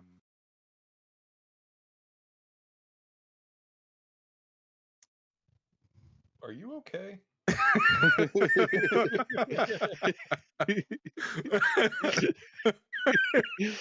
Why don't you answer that question first, so we can possibly get some insight into how to answer it. Okay, I'll go first. Thalassophobia. What is that? The fear of being Being flaccid? no thalassophobia. TH. Oh, I Return. heard flat. Sorry, continue. This is the fear of the open ocean and like open water. Yeah. Why is it your favorite though? I don't know. It just seems fun. What is this? Do you have any favorite fears? Any favorite fears? That Yeah. Chavez. My response immediately was, "Are you okay?" Why? Why do you ask if I'm okay? No. That was directed towards Luke when he Oh, asked that the oh, first oh, okay. time. Yeah. Just, are you okay?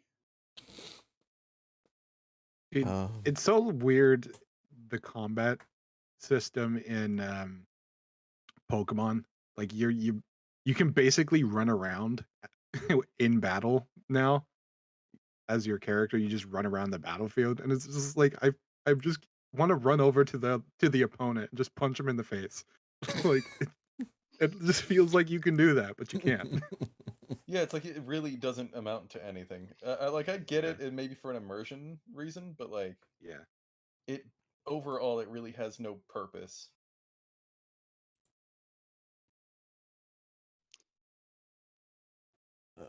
It's like the Pokemon are just patiently like taking their like turns fighting like they should be. And you just go over there and punch the enemy trainer and just like start beating the crap out of him.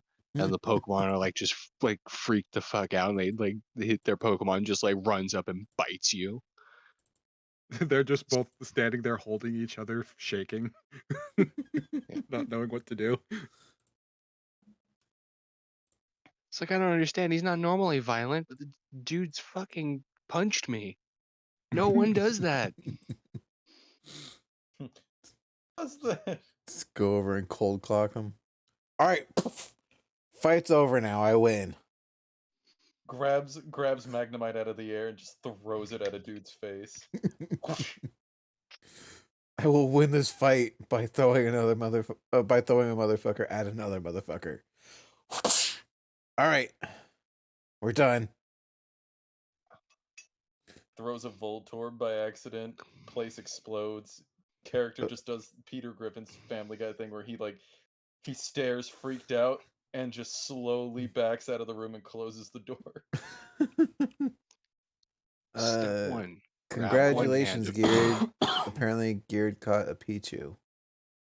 Yay!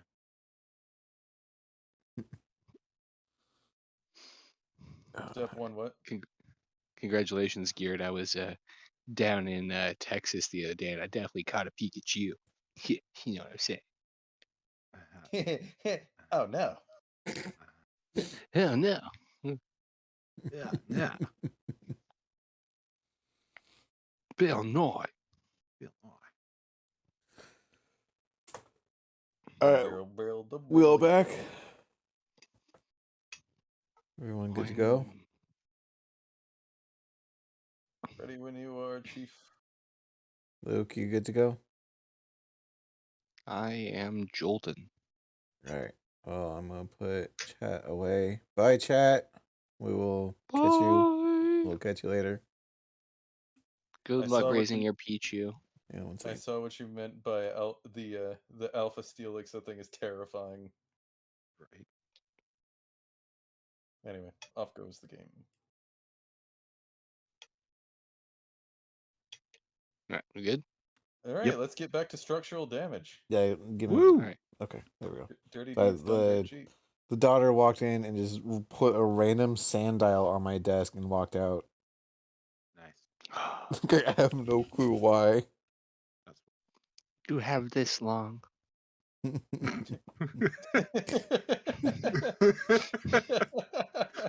That's not menacing. This is Well- when it all ends, right here. Well, that just sounded like a death threat from Fu Shou. Just well, she also has like 5 missing teeth now because they're all starting to fall out. Oh, jeez. So like she's got like a really bad lisp. So it's not far off. It just comes up to you, points at her mouth, like shows her missing teeth, and she just looks at you. You're next. Oh God. Oh, I love it, and am terrified at the same time. Okay.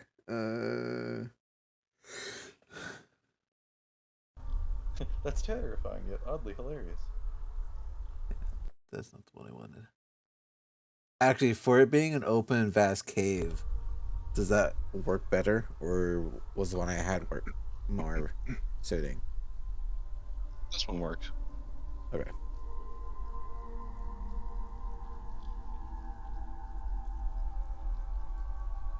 I realized what I did wrong the last time we used these. I actually had them set to different effects and not ones that are directly into my soundboard. So we're good to go. So let me turn that down a little bit. Okay. Yeah. So as you guys are taking a break here, there's a little bit of a curve on this cliff here. It leads to a little bit of more of an open space where it's kind of looks out across the open ravine. You guys, you bring back a few wooden planks, and Tyrion, you go ahead and build yourself up a good little like a bonfire pyramid type thing. Little teepee out of the wooden planks, and you get it going. And Basilica, you get to work on this stir fry here. You know, you get your, you chop up your mushrooms and whatever this potato thing is, which you didn't notice before, but in the light, it is actually kind of a bluish purple. And yeah, it is like perfectly round and about the size of a bocce ball, if that makes sense to you folks. Okay. Yeah, but you chop it open, and it's got like this kind of like bright kind of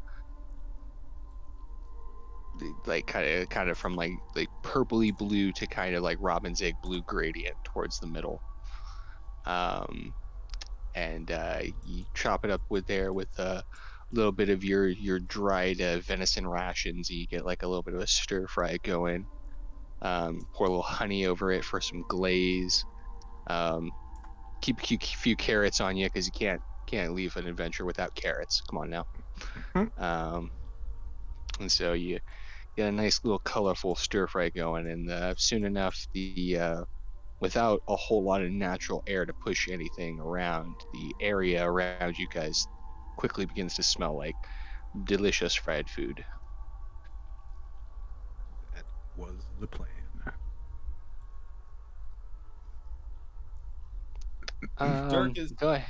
Dirk is just standing. That's it. Go ahead and roll me your cooking ability there, Asilica. Also, this would definitely count as like a short rest, but none of you need to take it, I don't think. Yeah. Oh God, my pride. 19 both ways. 19. Yep. Oh yeah. Everything gets like lovely like coating and glaze on it. Asilica, you get really into it for a second. You do that thing where you like dip the pan into the fire just a little bit, and all the oil and stuff catches fire, and you toss it while everything's flaming. Just like full culinary master here. But like it just gets like the perfect sear and the perfect coating, and everything smells delicious. Dirk, even you find yourself with your sort of olfactory processors You find that it smells quite delicious, and you kind of want to find out too. Like, you don't really get hungry, but you kind of want to eat that. What the? Sorry, my daughter just came in and just flipped the sand dial over again to restart it. Time's up. It's all over. Apparently, Just like, that's one. What? That's the end. sorry. One down, 15 more. What? What? So I just missed like the last like minute of you doing what you just said because Long and short of Expert it. chef things so much so that the robot man wants to eat it. Ooh, okay, here, Tyrion's gonna take some and just shove it in his face. Guys, this isn't for us. Dirk immediately like peels it off of his face, puts it back to where it was sitting, grabs a cloth and just starts wiping his face down. and then doesn't say anything. Mhm. He treated it like such a neutral moment. Is there a piece of wood that I can grab, like a small one? I'm gonna sit there and kind of like whittle down a piece of wood into like a small worm like creature. Not specifically a purple worm, but like just a worm like creature. Okay. Yeah, you can go ahead and make me a either a sleight of hand or a survival check yourself here, just as you begin crafting. Soft 20. Soft 20. Nice. Yeah.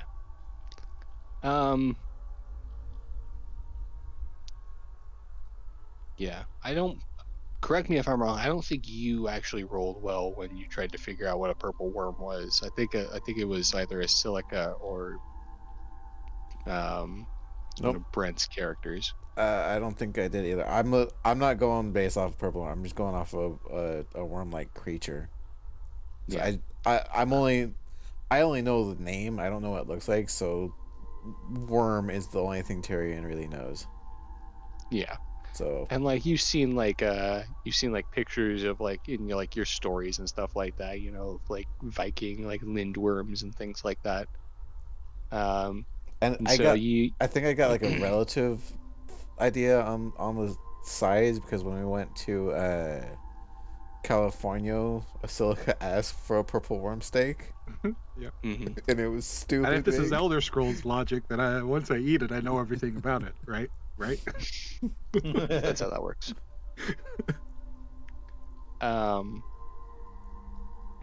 Yeah, you find yourself like a little little wooden board there that has like a lot of like little eyes in it, and you're like, oh yeah, this'll work. And it'll Mhm. like kind of follow the natural curves in the wood and make yourself like a really like windy looking little like worm snake thing out of this wood. A silica with your passive perception as you're cooking and you just kind of doing your thing, you have this sort of natural tendency now that you've been cooking for the crew for a while to kind of look for people that might be kind of like stealing, a little taste here and there. And so as you're just kind of looking about, you kind of look out to the cliff's edge, and you notice something.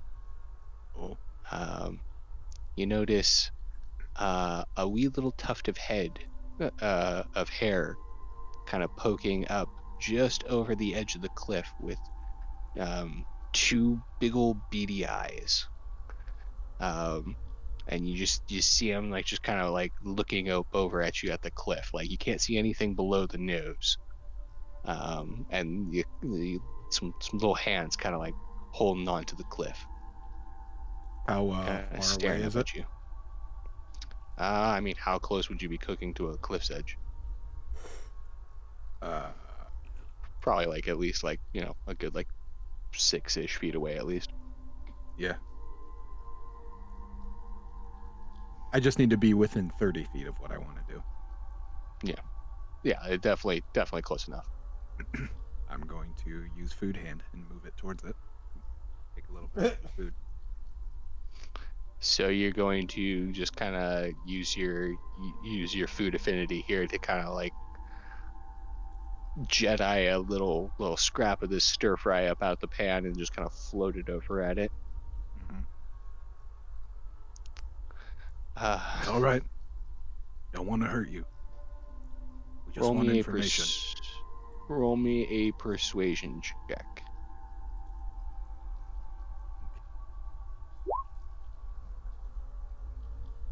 16. 16.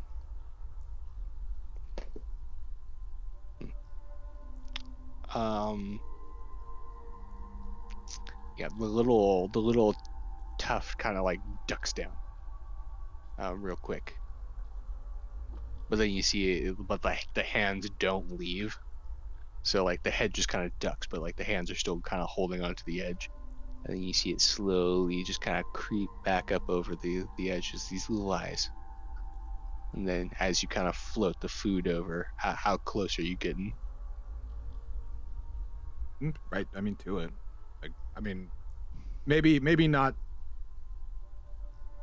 Like, so it's right there, so that it might have to get up off of them. The fuck? Wait, bro, why are you swinging your flail? Walks up So and that beats it it's- over the head with a flail. You're coming with us now. Yeah. So that it'll have to get up to eat it, I guess, if it wants it, but not so far as it has to come closer towards us, just enough so that it has to get up onto the ledge to get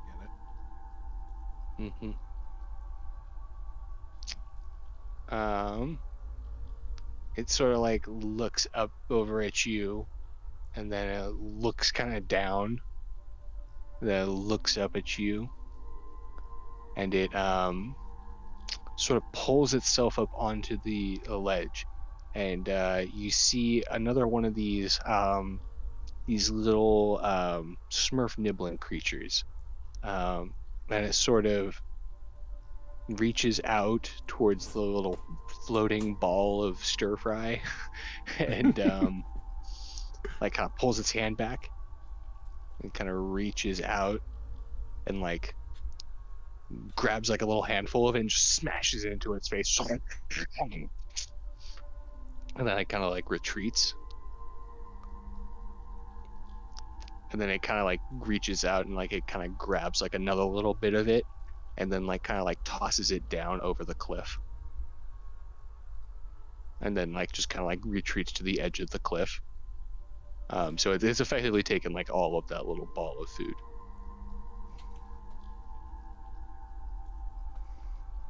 Silica, you having fun there? Trying to get them to trust me, man.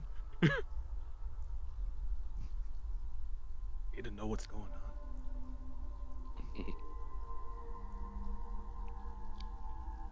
Look, there's enough fear for.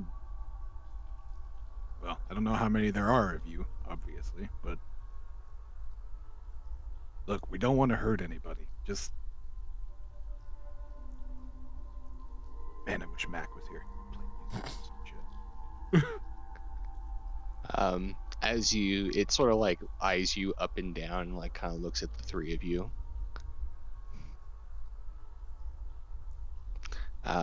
And it kind of looks over at you, Dirk, and just sort of points at him, and you hear it say in undercommon. So like you hear the phrase "dwarf make." You're with dwarves. Dirk, were you made by dwarves? Hang on, let me check. I go over and look at the back of his collar, see if I can find a tag.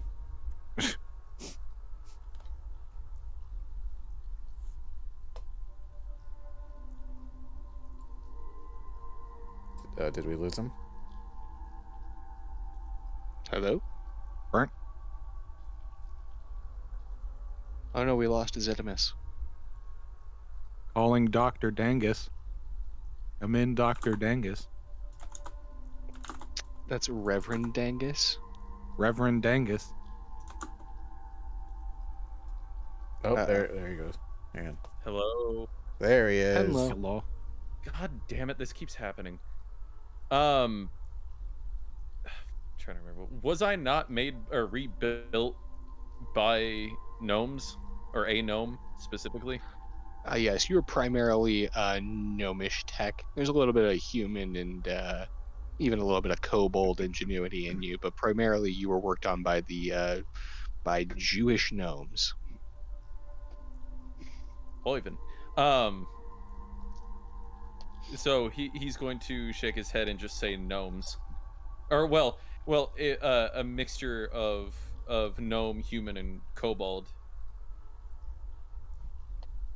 I'll just look back at the deep gnome and just say, actually primarily made by gnomes. Oh, and he sort of like you see him, and he goes back towards the cliff, and you see him sort of like there's a little bit of like a wooden railing kind of staked into the edge, and he kind of wraps his ankles around the railing and sort of reaches down, and you see another creature. You hear, yeah, yeah, and you see it kind of like you see him pull up another creature about as tall as he is, maybe even a little bit taller and a little bit stockier. But you see him pull up a goblin. Okay. You hear him say, "Hey," to the goblin in the deep space. He says, "Look, it's not dwarf tech; it's gnome tech." And he's like, and you hear the goblin kind of snort. And it says back in deep speech, like, "Huh, you say that like you're proud." And you see the Hey, little deep gnome just kind of like touch his fingers together. hey, And Silica, what is he saying? I don't know this way. I don't know Wait, what wait, wait, he's. wait, wait, wait. What language is he speaking? The he's gnome? speaking undercommon. Shit. Okay, if he was speaking gnomish, I would be able to understand him. Wait, actually, I'm going to say, I'm gonna look at him and say, "Can you understand me?" in gnomish. He sort of like you see his ears kind of like perk up, and he kind of looks up at you with his big old kind of brownish yellow eyes. And he says to you like, "Oh, you speak the father tongue." I picked up a thing or two when I was being rebuilt. Had a bit of an incident. Gnomes, good people. Mm. No, surface gnomes, I suppose there's a couple of them that are all right, but you are not a dwarven war machine or a mining machine. You are not a mindless worker. Dirk will look down and just say, "No, I'm more of a protector of faith." He sort of a kind of sort of cocks his head back. He sort of laughs like, not a lot of that down here. Guys, what's going on? I'm confused. Well, there are now It's two your turn now, languages being spoken around you. That I don't know. Yeah. I'll just look over to him and just say, if anything, just making pleasant conversation. You gonna eat that? I'll pick up what he shoved onto my face and just like, with two fingers and hand it to him. I'll take it, eat it, and I'm gonna go lick the rest of it off of his head. What? This is getting really weird. I'm joking. Dirk is just gonna push you away before you do it. Oh. Anyway, he's gonna get back to the conversation. So look is gonna like just gesture to the food and just please take more if you'd like. You hear the goblin and kind of say, don't mind if I do. And he sort of like waddles over to your pan and just sort of reaches his hand right in and in undercommon, just kind of through mouthfuls. He's like, oh, I haven't had decent cooking like this in a while. Oh, love what you've done with the mushroom. Oh, it's all tender. Thanks. What is What- what is this blue potato thing? Oh, you never seen a deep tato before? Should have known. Down here in the caves, we have what we call a deep tater. A deptator? They're really tenacious. They'll grow, even in rock if you can get them in between the cracks. You can let them there long enough. But they really weird. They don't do well in sunlight. Excuse me.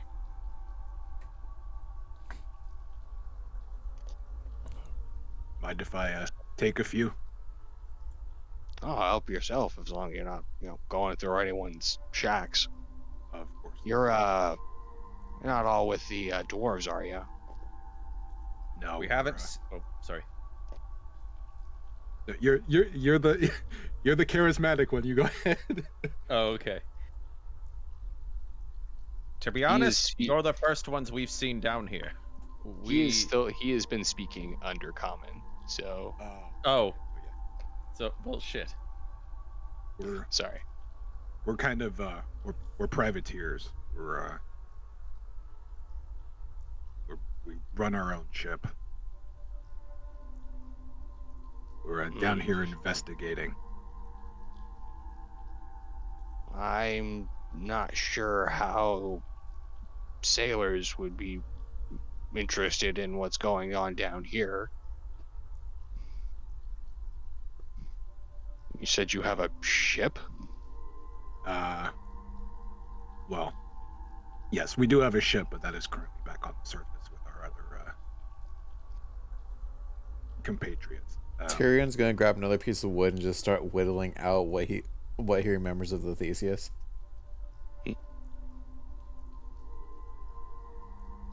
Still not knowing what's going on with the conversation, just starts randomly shaving. Mm-hmm. You see the goblin call over to his to the deep gnome. He says, Muck, I think these guys might be crazy. I don't think they're with the dwarves, and I don't think we're worried about.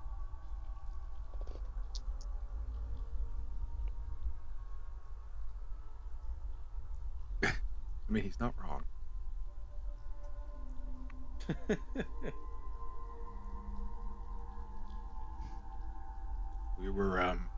We're following a purple worm down here. As crazy as that sounds.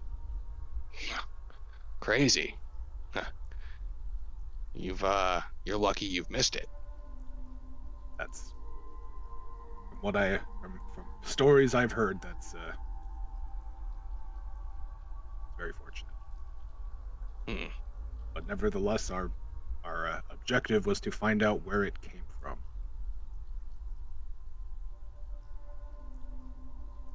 Wow. Go no further, my friends. Let me be the first to welcome you to the undercity of Svartalheim, and the current hunting grounds of your purple worm. What's the name of this place? Svartalheim. How do you spell that? SVART? Fine. Hang on, I need to look this up. Yeah. I don't have it right in front of me off the top of my head.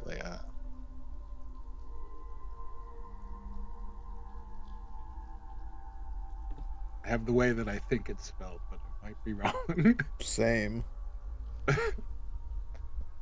So hang on.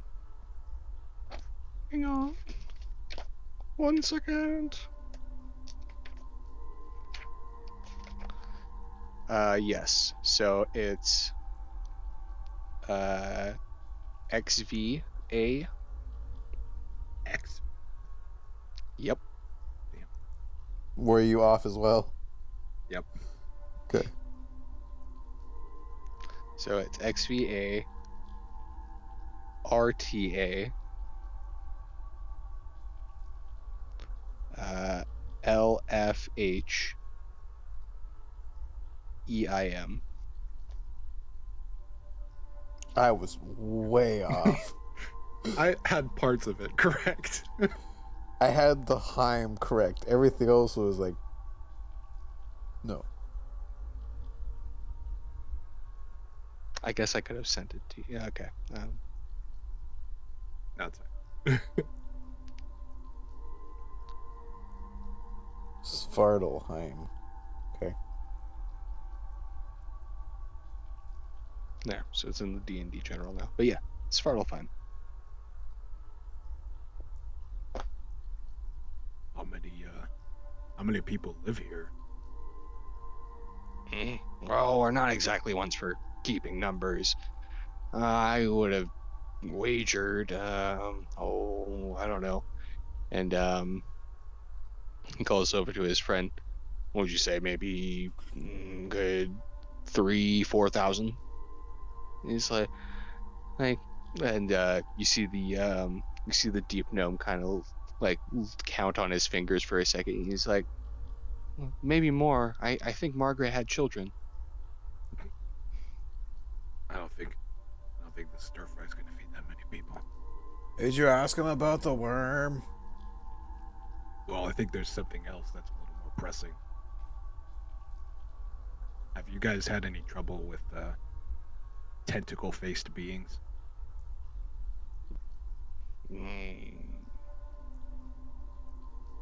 What kind of tentacle-faced beings? Hey, show him your face. I'm gonna slap you. Tyrion has no idea what's going on with the conversation. These are just things that's spewing out of his head. No, he's going to.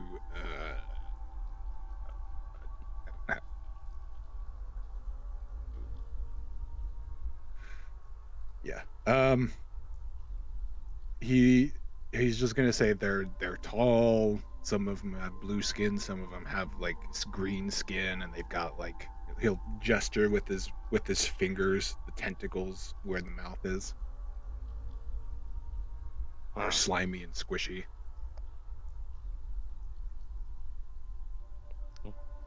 Well, I mean, that sounds like basically like your average drow. Everything except the face tentacles.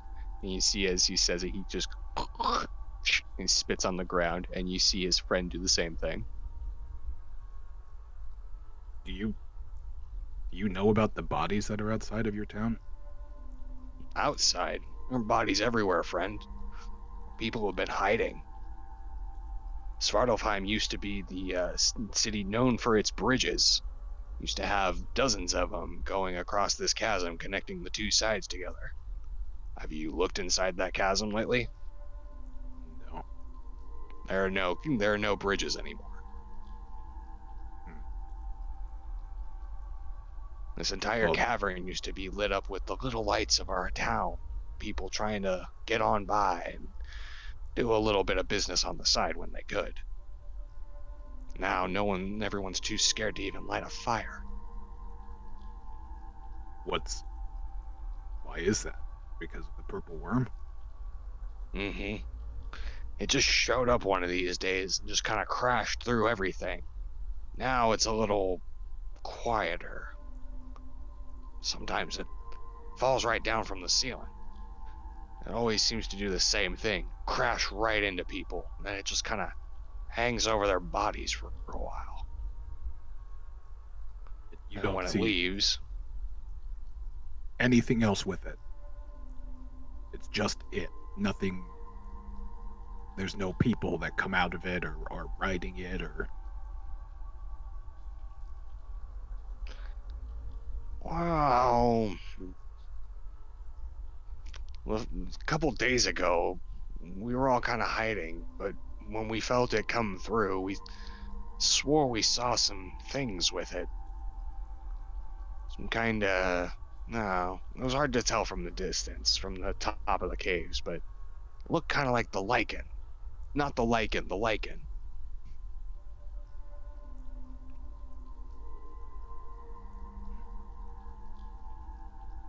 Anyway, they were a bunch of them, as far as we could tell, kind of marching up around it.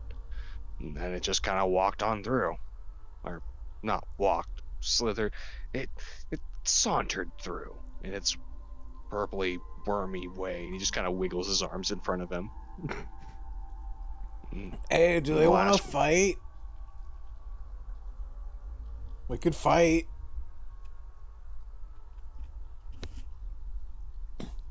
No, okay. I'm just gonna take Tyrion over to the side and try to keep him company while they have their chat. I mean, you As you can guys are probably talking. imagine that I'm using telepathy to tell him what's going on in between segments of talking to them. No, we can't imagine that. You need to say it. I'm doing that. Okay. I'm doing that thing that I just said. Okay.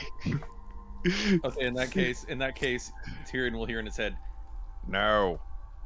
Oh, okay. I just saw some waving arms. I thought they wanted to fight. But by the way, as you guys are having this conversation, the two of these little creatures just are reaching back into your pan That's fine. and just Yeah. kind of reaching for your food. They don't even like blow it off. They just kind of chew on it and do that thing where they go and try and like blow it off as they're chewing it, like children. This is really good, by the way. Thanks. Appreciate it. So That's what- a chewy bit. What is that? That's venison, deer meat. Oh, surface food. So what the hell's a lichen? Hmm? We were told to avoid the lichen.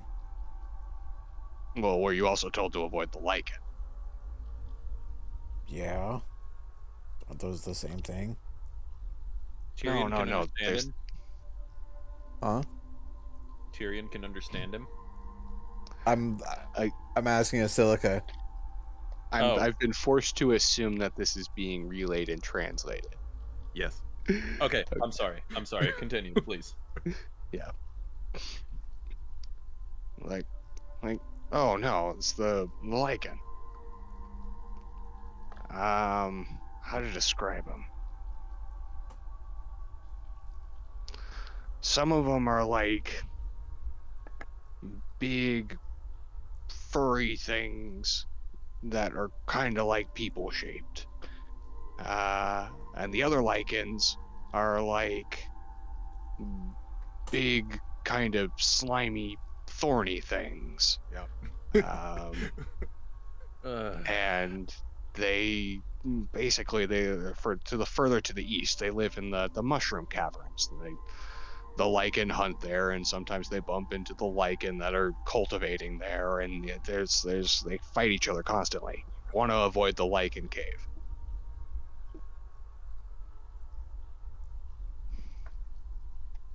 Safe to say they ain't liking each other very much. But not bunch. Though something's Huh. had the like. I get it. Though something's had the lichen kind of stirred up recently, and well, a few of them have come. Which and ones? The started- plants or the furry ones? The furry ones mostly. They've for some reason they kind of been pushed into the town recently. Kind of been preying on some of them, not really helping the few folks that do still survive.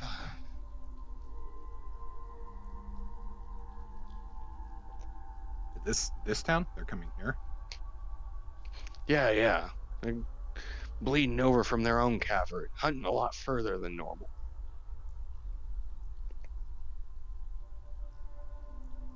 That's why we like to stay on this west side of the cavern.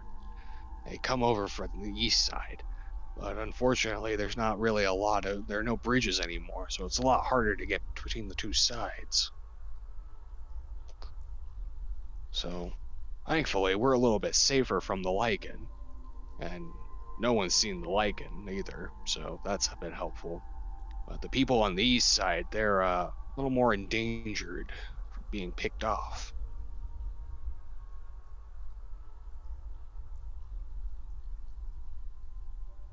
Is there any other way to get over there? Just climb down and climb up. How far is the gap between each side? So the cavern again is like kind of like a V shape. So the further up you go, the further the sides are apart. Yeah. Think of it like building a city on either side of like a canyon almost. It was a lot easier when there were bridges. Oh, okay. So too far to jump. Got it. Obviously. Unless you got some way of flying.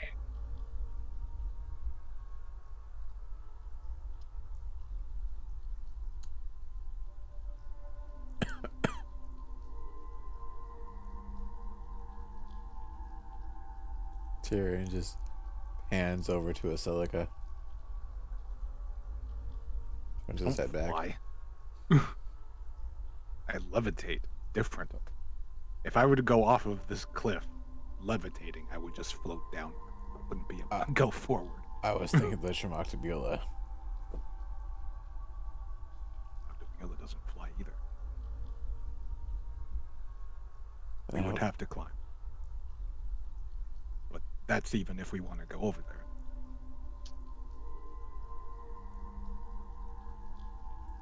I mean, there's two reasons we would want to go over there. One of which is a little more unsavory. The other being kind of the thing that we have taken upon ourselves to do, which is helping people. If there's any more of their people over there alive. So above game, I'm going to assume we're taking the side quest.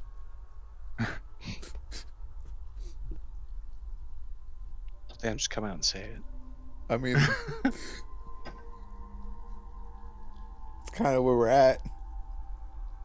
Like, hey, they seem cool.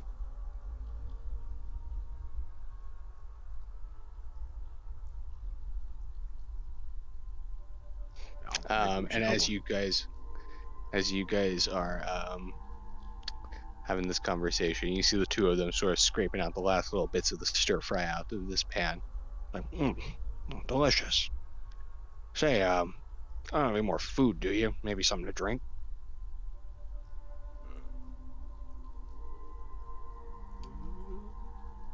I mean, I've got my water skin. That's kind of it. I will make them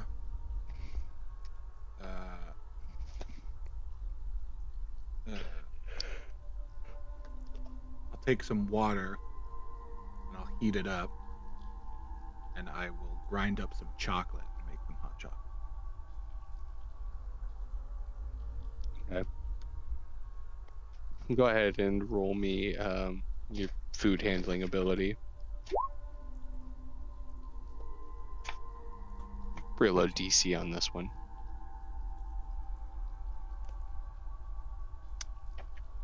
14. 14. Oh yeah, you make some pretty delicious and delectable chocolate.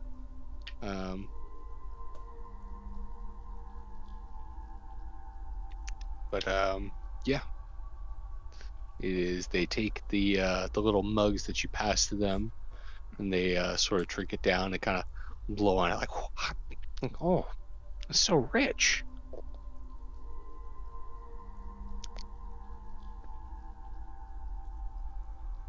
Oh, excuse me.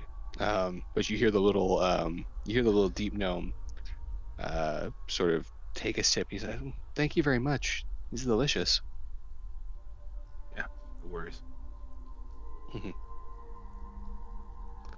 Like so, the goblin sort of pipes in. Like I said, I know we've just kind of met here and anything, but I was wondering, what kind of shinies do you have? Basilica looks on his person where he has no no like magical items or anything.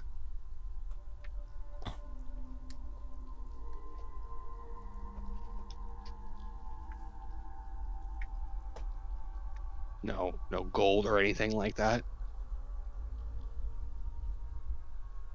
We have got some. Are you I still? imagine our currency is the same. Are you still relaying this to us? Yeah. What do you got in return?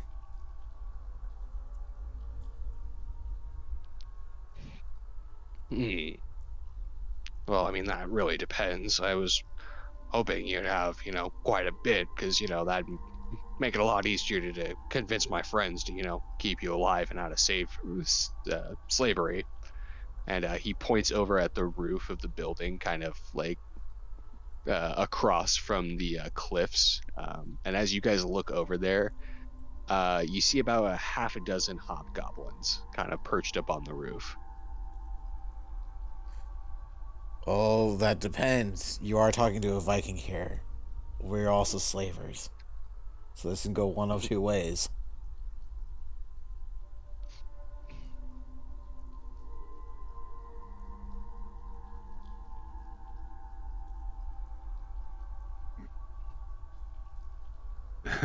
Not to mention the hidden magical vessel that could blow up the city at a moment's notice.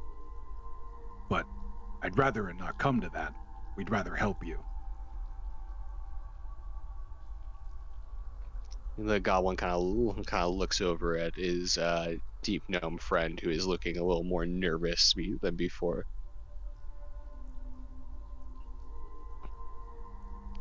He says, "Take a look, Muck. Your tall friends are talking crazy again about their ships that can go underground. Bring out the door.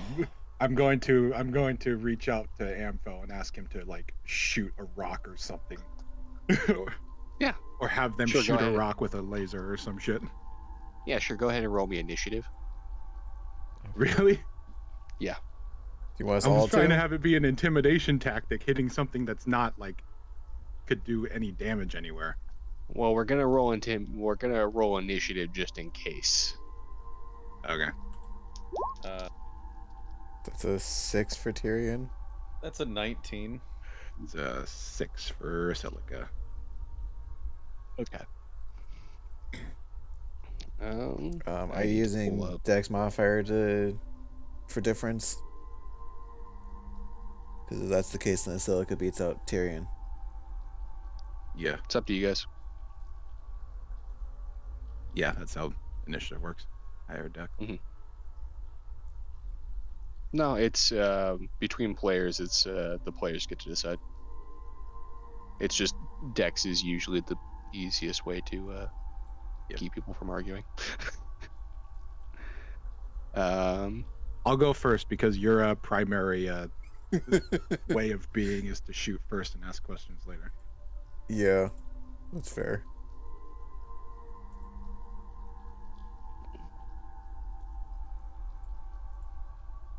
Excellent. Speaking okay. of which, how much damage does this do?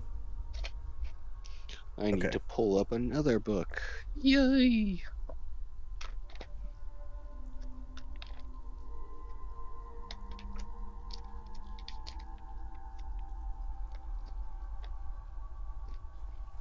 There we go.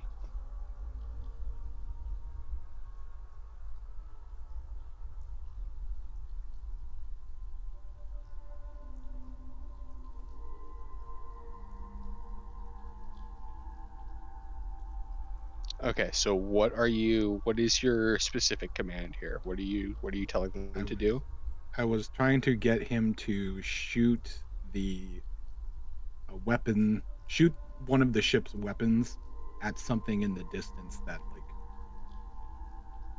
won't cause any like damage to anything. Like I don't want him to hit any of the buildings. I want him to hit something that like a rock or something that just to show them that there is something there that can fuck their shit up. It's an intimidation tactic. I'm not actually trying to initiate combat. A couple rolls will probably determine that. That's fair. I'm not trying to hit anybody or cause any property damage. So, it does have magic missiles, so you can designate one specific thing. Yeah, unfortunately, all of them are target based. Oh. So, the chromatic orb requires a creature, but chain lightning and we'll use the magic missile launcher. And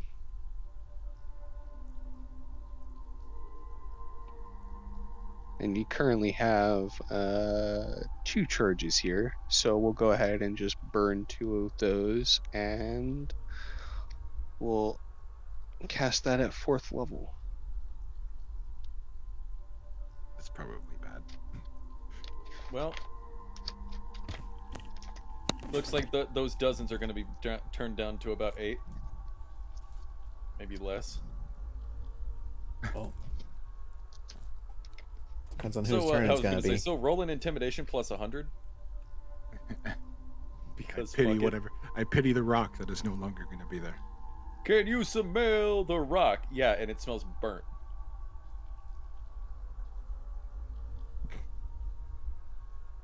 Spell creates 1 dart level, so that's 3. So 6 darts.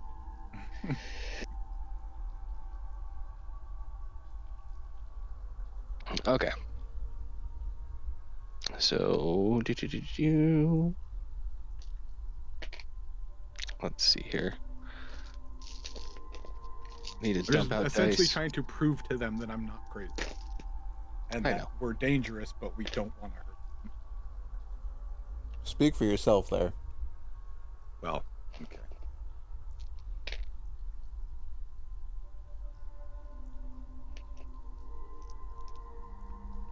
Damn it, I'll be right back. I got the cat. Oh, no, never mind. Nope, yeah, I got the cat out. Give me 1 second.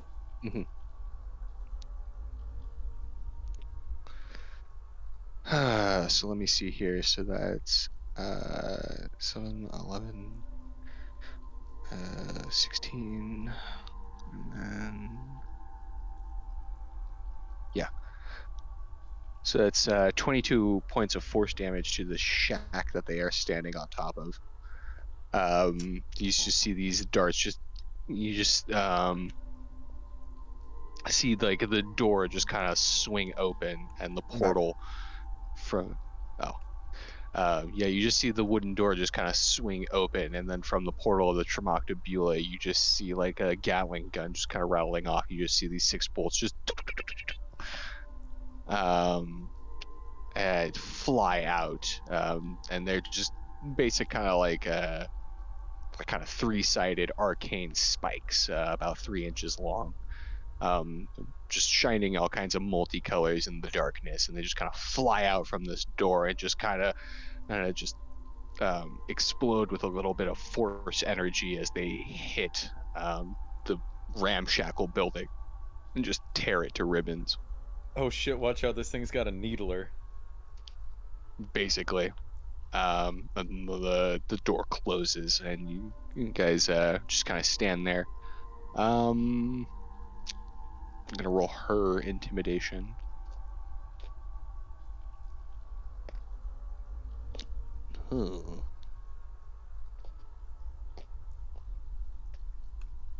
Liv, we believed in you. Why?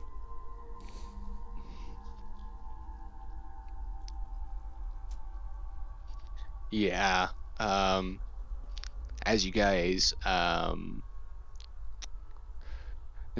just destroy this shed in front of them, you see all of the hobgoblins just sort of clambering back over the buildings, just kind of scatter to the wind, just kind of like chanting themselves. I'm assuming none of you speak Goblin. Nope. Yeah, you can kind of guess the general chatter of just get the fuck out of here.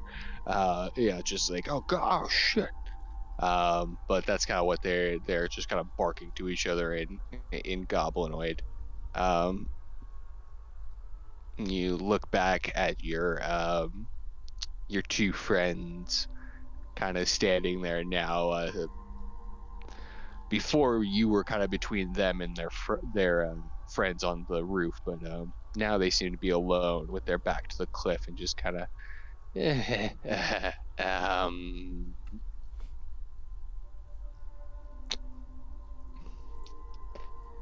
So- combat. I was gonna say, So, the talk was of slavery, was it? as you see Dirk's eyes glowing red. And I will pull out the Sword of Lordly Might as an intimidation. Just a further push that we don't want to be fucked with. And it is activated in sword flame or flaming sword mode. You see this goblin just sort of kind of laugh too, so it's just yeah, listen guys, he just books it and tries to jump off the cliff. Can I grab him like when he's running?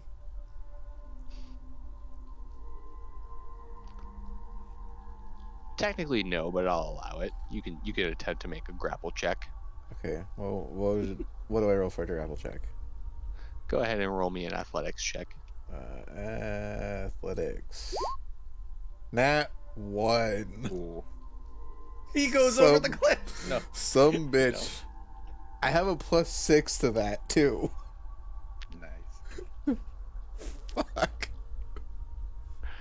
Yeah, you like try and like dive and try to catch this goblin as he tries to book it over the cliff, and he just narrowly like just jumps through your arms as you dive. What about the other one? It is not currently his turn. Oh. Oh wait, were we doing this on turn base? Then I probably wouldn't be able to do that. Yeah, it's I was rolling it as like an attack of opportunity. Okay. Oh, so would it be my turn, or was my intimidation all I get? I'm just curious. He actually got a 20. Oh. Yeah. Oh, well, would my intimidation still be... Well, okay, I guess I didn't... It's not a thing I rolled for, it's just a thing I did. Yeah, he's trying to dip. Okay.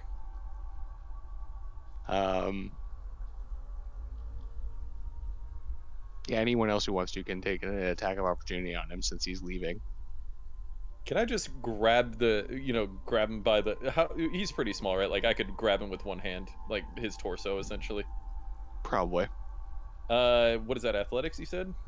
Yeah, you can make an athletics check against him. Fuck it. Let's try it. 13. Chances are 13. this boy's gonna... You beat him out by 1. Actually.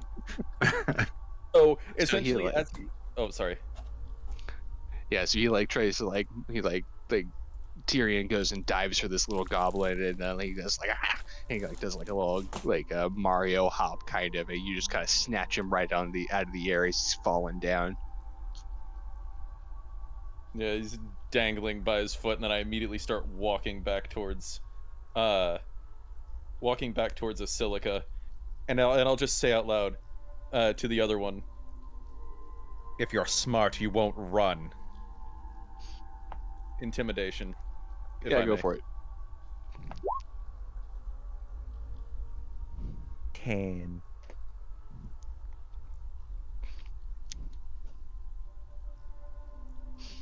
He's just sort of like he's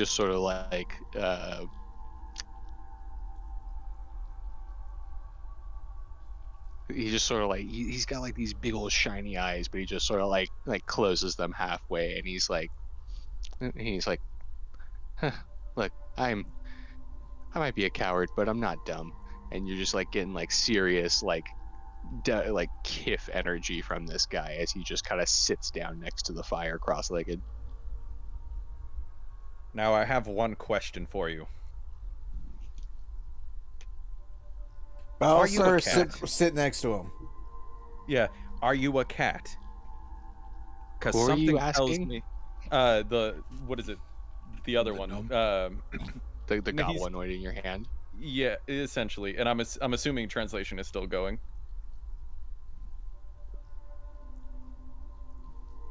Were you talking to the goblin or the gnome? Which one is the one that tried to run? The goblin. Yeah, I'm holding on. Oh wait, none of you speak goblin, right? No. Shit. Yeah, he's speaking Undercommon. Yeah. Oh, okay. Yeah, he's been speaking Undercommon with Asilica. Okay, well So then Dirk will just Dirk will just look over to Asilica and just say, "Tell him I'll throw him off cliff if he tries to run." or if he tries anything. He says it's gonna You drink say all that of out it. loud. No, I say that into Asilica's head, and then Okay. I'll say tell him that I'm not going to though.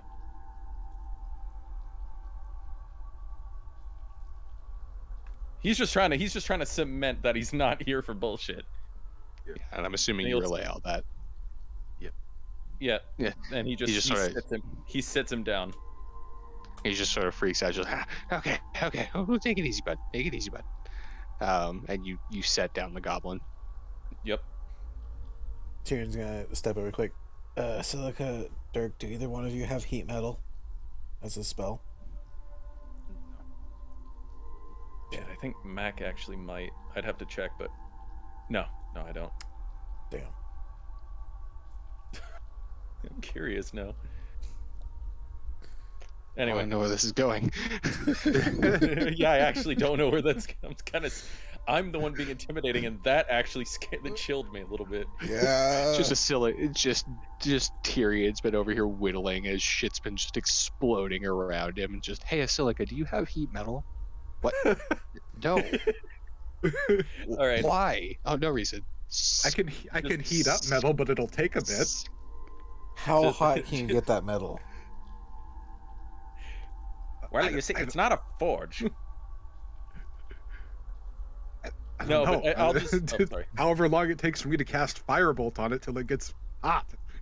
Anyway, so yeah, no, Dirk will just look over. You speak their language, please. Just try to get something out of them.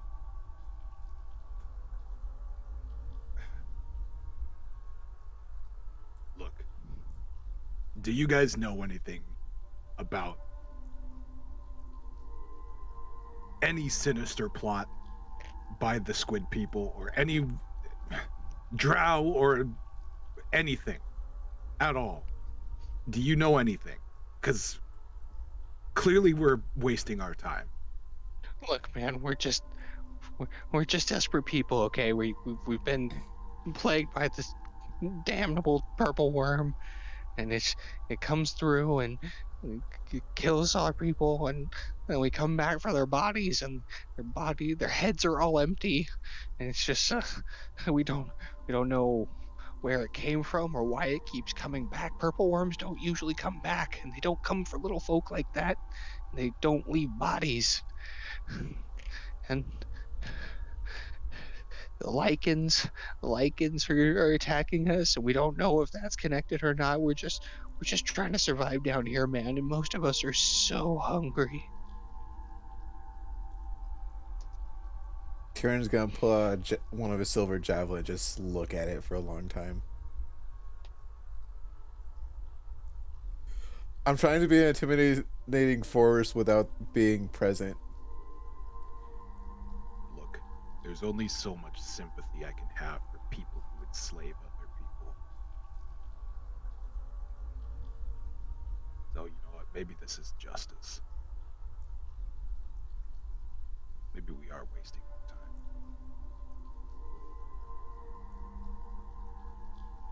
Guys, they don't know anything.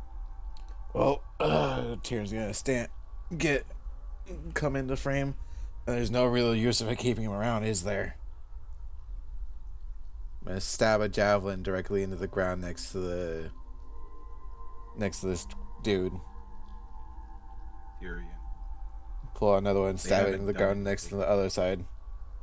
they haven't done anything wrong, per se. Just assholes. We're not executioner. We should just let No. the idiot go. We're not. I've dealt with your kind before, little man. Clean up your act. And then Dirk will turn around and begin walking back to the Tremoctobula, unless someone directs him otherwise. Mm-hmm. Look, the as you Underdark guys, the Underdark isn't decent by any stretch of the word. This place is unforgiving. they do what they have to survive, but not. It's not right. But you become something down here. This is what they had to become, I guess. So we shouldn't really fault them for it, but they're still assholes. You hear the deep gnome just sort of like, you see him just kind of like raise his hand, and you hear him say in gnomish, you say, excuse me, What? you guys came here to hunt the purple worm, right? Yes. I can show you where it comes from. I could probably show you where it goes too, though it probably goes to different places once it gets south of here. Tyrion removes both javelins out of the ground and put them back in his quiver. Well, you see the goblin just kind of like, just kind of relief, like kind of wash over him. Could I maybe ask for a favor in return? What's the favor? Can I come with you? Why would you want to come with us? So I, can get away from here. And you see him just kind of make eyes over at the goblin and then look back at you. You'd abandon your people. Well, they haven't exactly been great people, he says, kind of like looking down at the ground. And you just see the goblin like just kind of just stiffen up, just like, shut up, muck. How do you feel about slavery? You see him kind of shuffle his feet a little bit, and he lifts up an arm that you see. He lifts up his left arm, and you see like a little bit of like a metal shackle around it, with just like a couple little chain links. And it's like, I'm not usually on the right end of it. Tyrion's gonna pick up the goblin in his offhand, like by the collar, and just hold him up to eye level. Not staring at him, just holding him up, but keeping the attention on the other dude. Yeah, go ahead and make me. Yeah, you just I just say you do it easy enough. Just whoa. He's not like connected to it. Nope. Mike, you're coming in actually kind of quiet. Sorry, looking at stuff at my notes. Okay. But yeah, he's not okay. So he's not like attached to the goblin or anything. Like there's no chain connecting them. Nope. It just seems to be like a little bit of a shackle. Okay. Where did I want to roll insight on him. I'll just do that first and foremost. Yeah, go for it.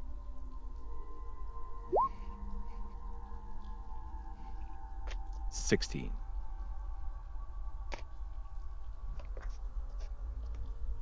16.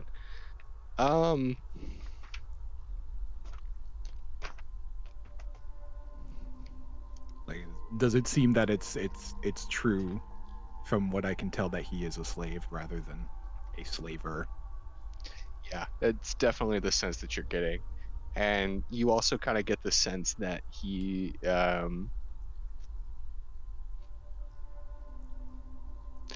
doesn't necessarily know whether or not he's going to be useful to you guys, but you also get the impression that he really wants to be.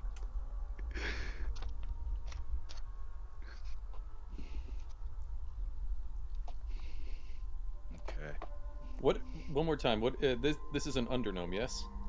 Yeah, a smurf nibbling. I'm going to. Okay, knowing gnomes, not knowing undergnomes, but knowing gnomes. Dirk is gonna say basically, like he's being relayed all this, yes? Mhm.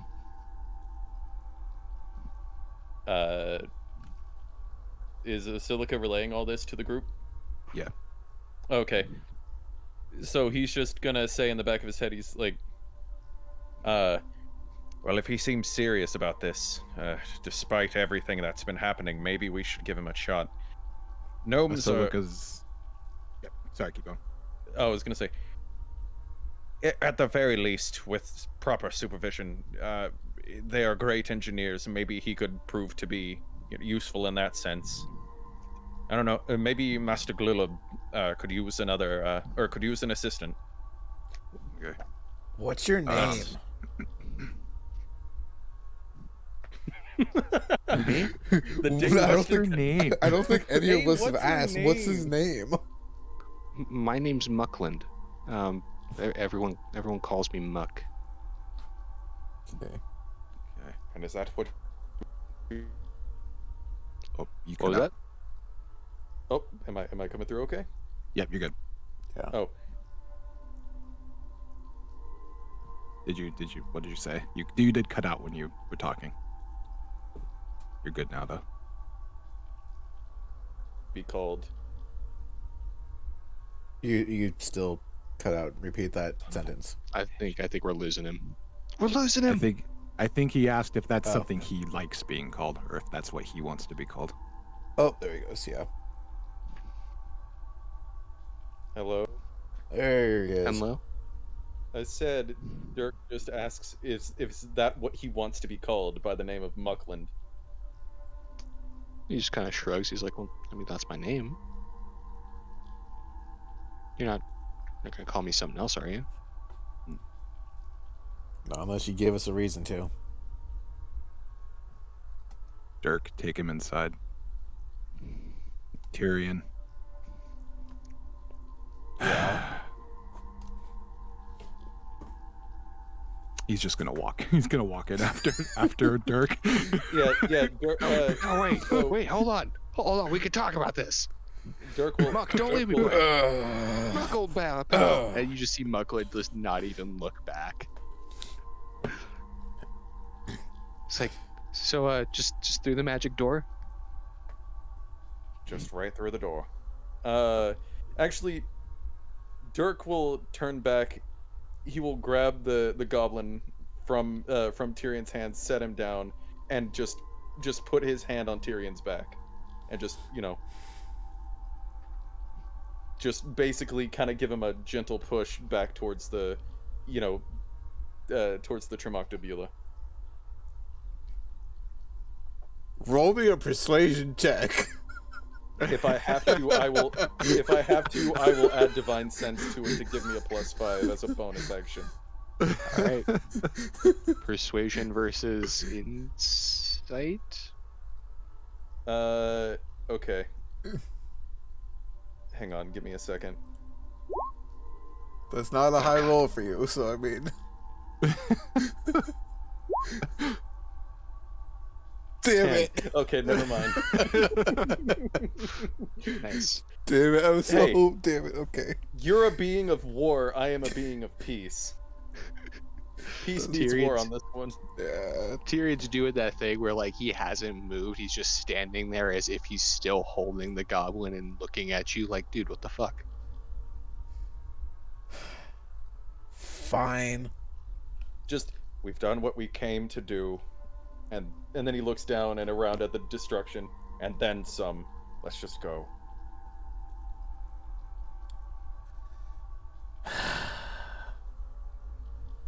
The deepest sigh ever, and just sparks flying out of his mouth. Fine. I'll remember this though.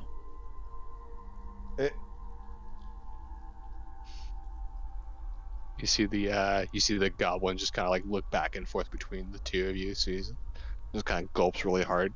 So I'm really, we're okay. Tyrion prestidigitation, sparks flying off him. Get out of here!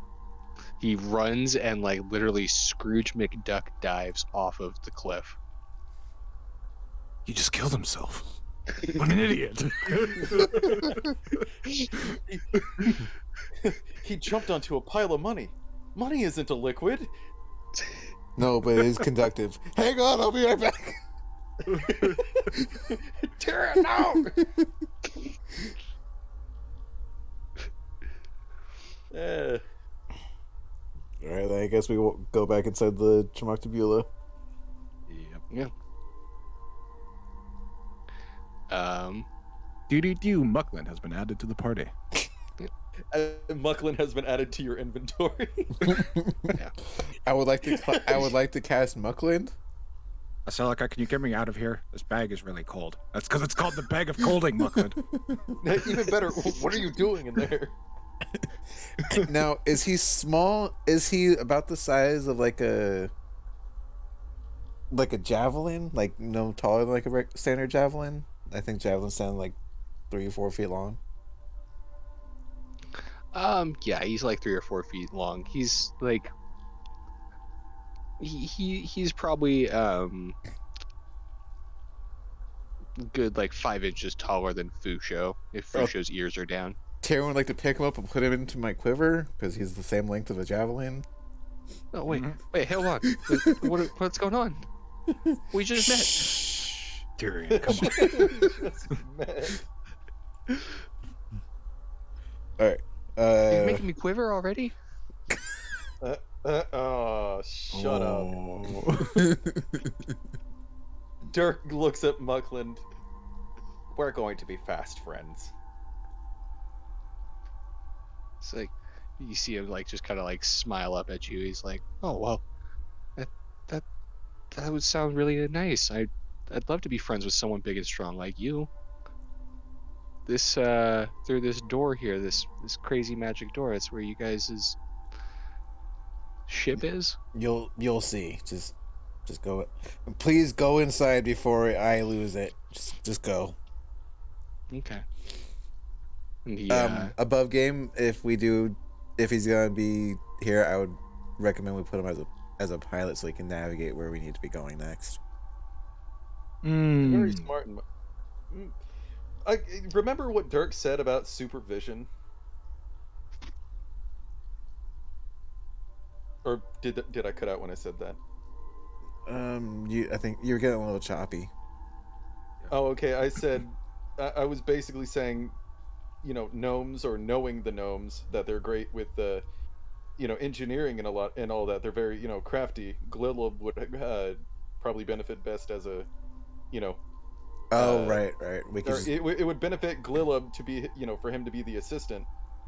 And but then I also added with proper supervision. Yeah.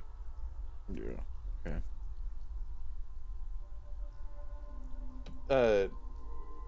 In my eyes, I feel like Ampho could also provide proper supervision because he knows the ship back and front. Yeah.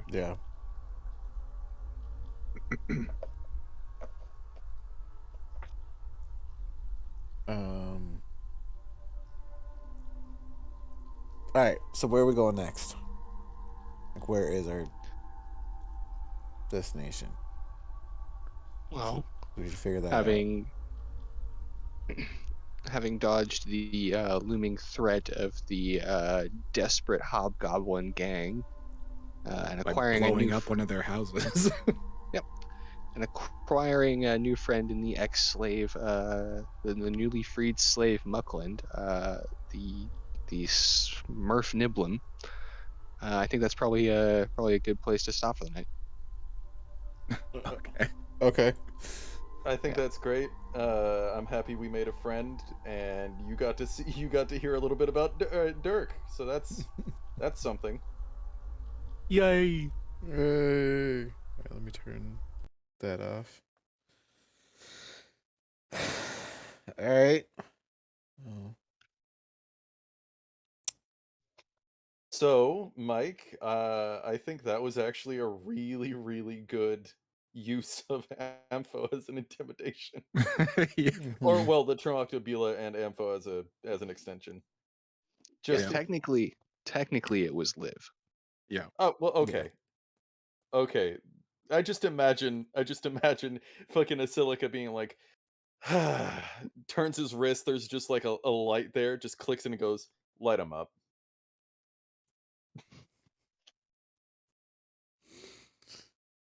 Oh God.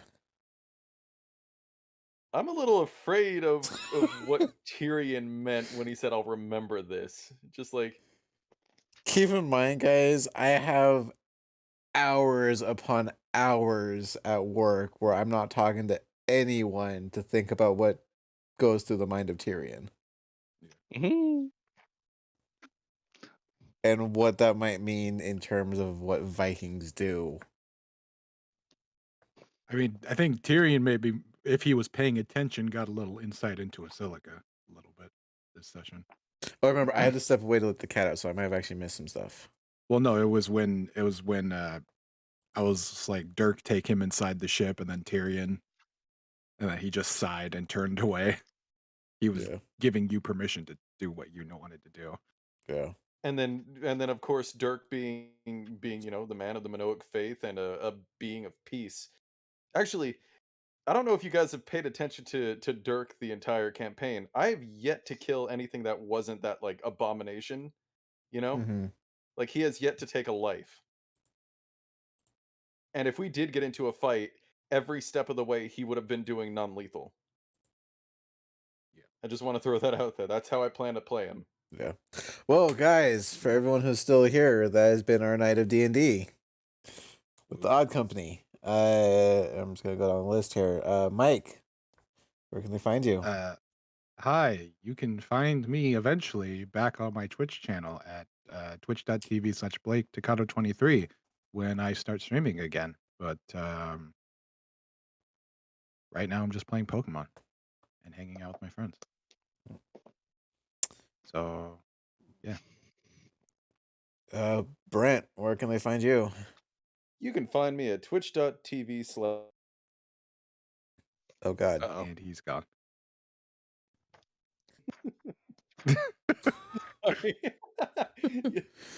Slash Zedimus, where sooner or later I'll be back to streaming. It's just life. Life is doing life things right now.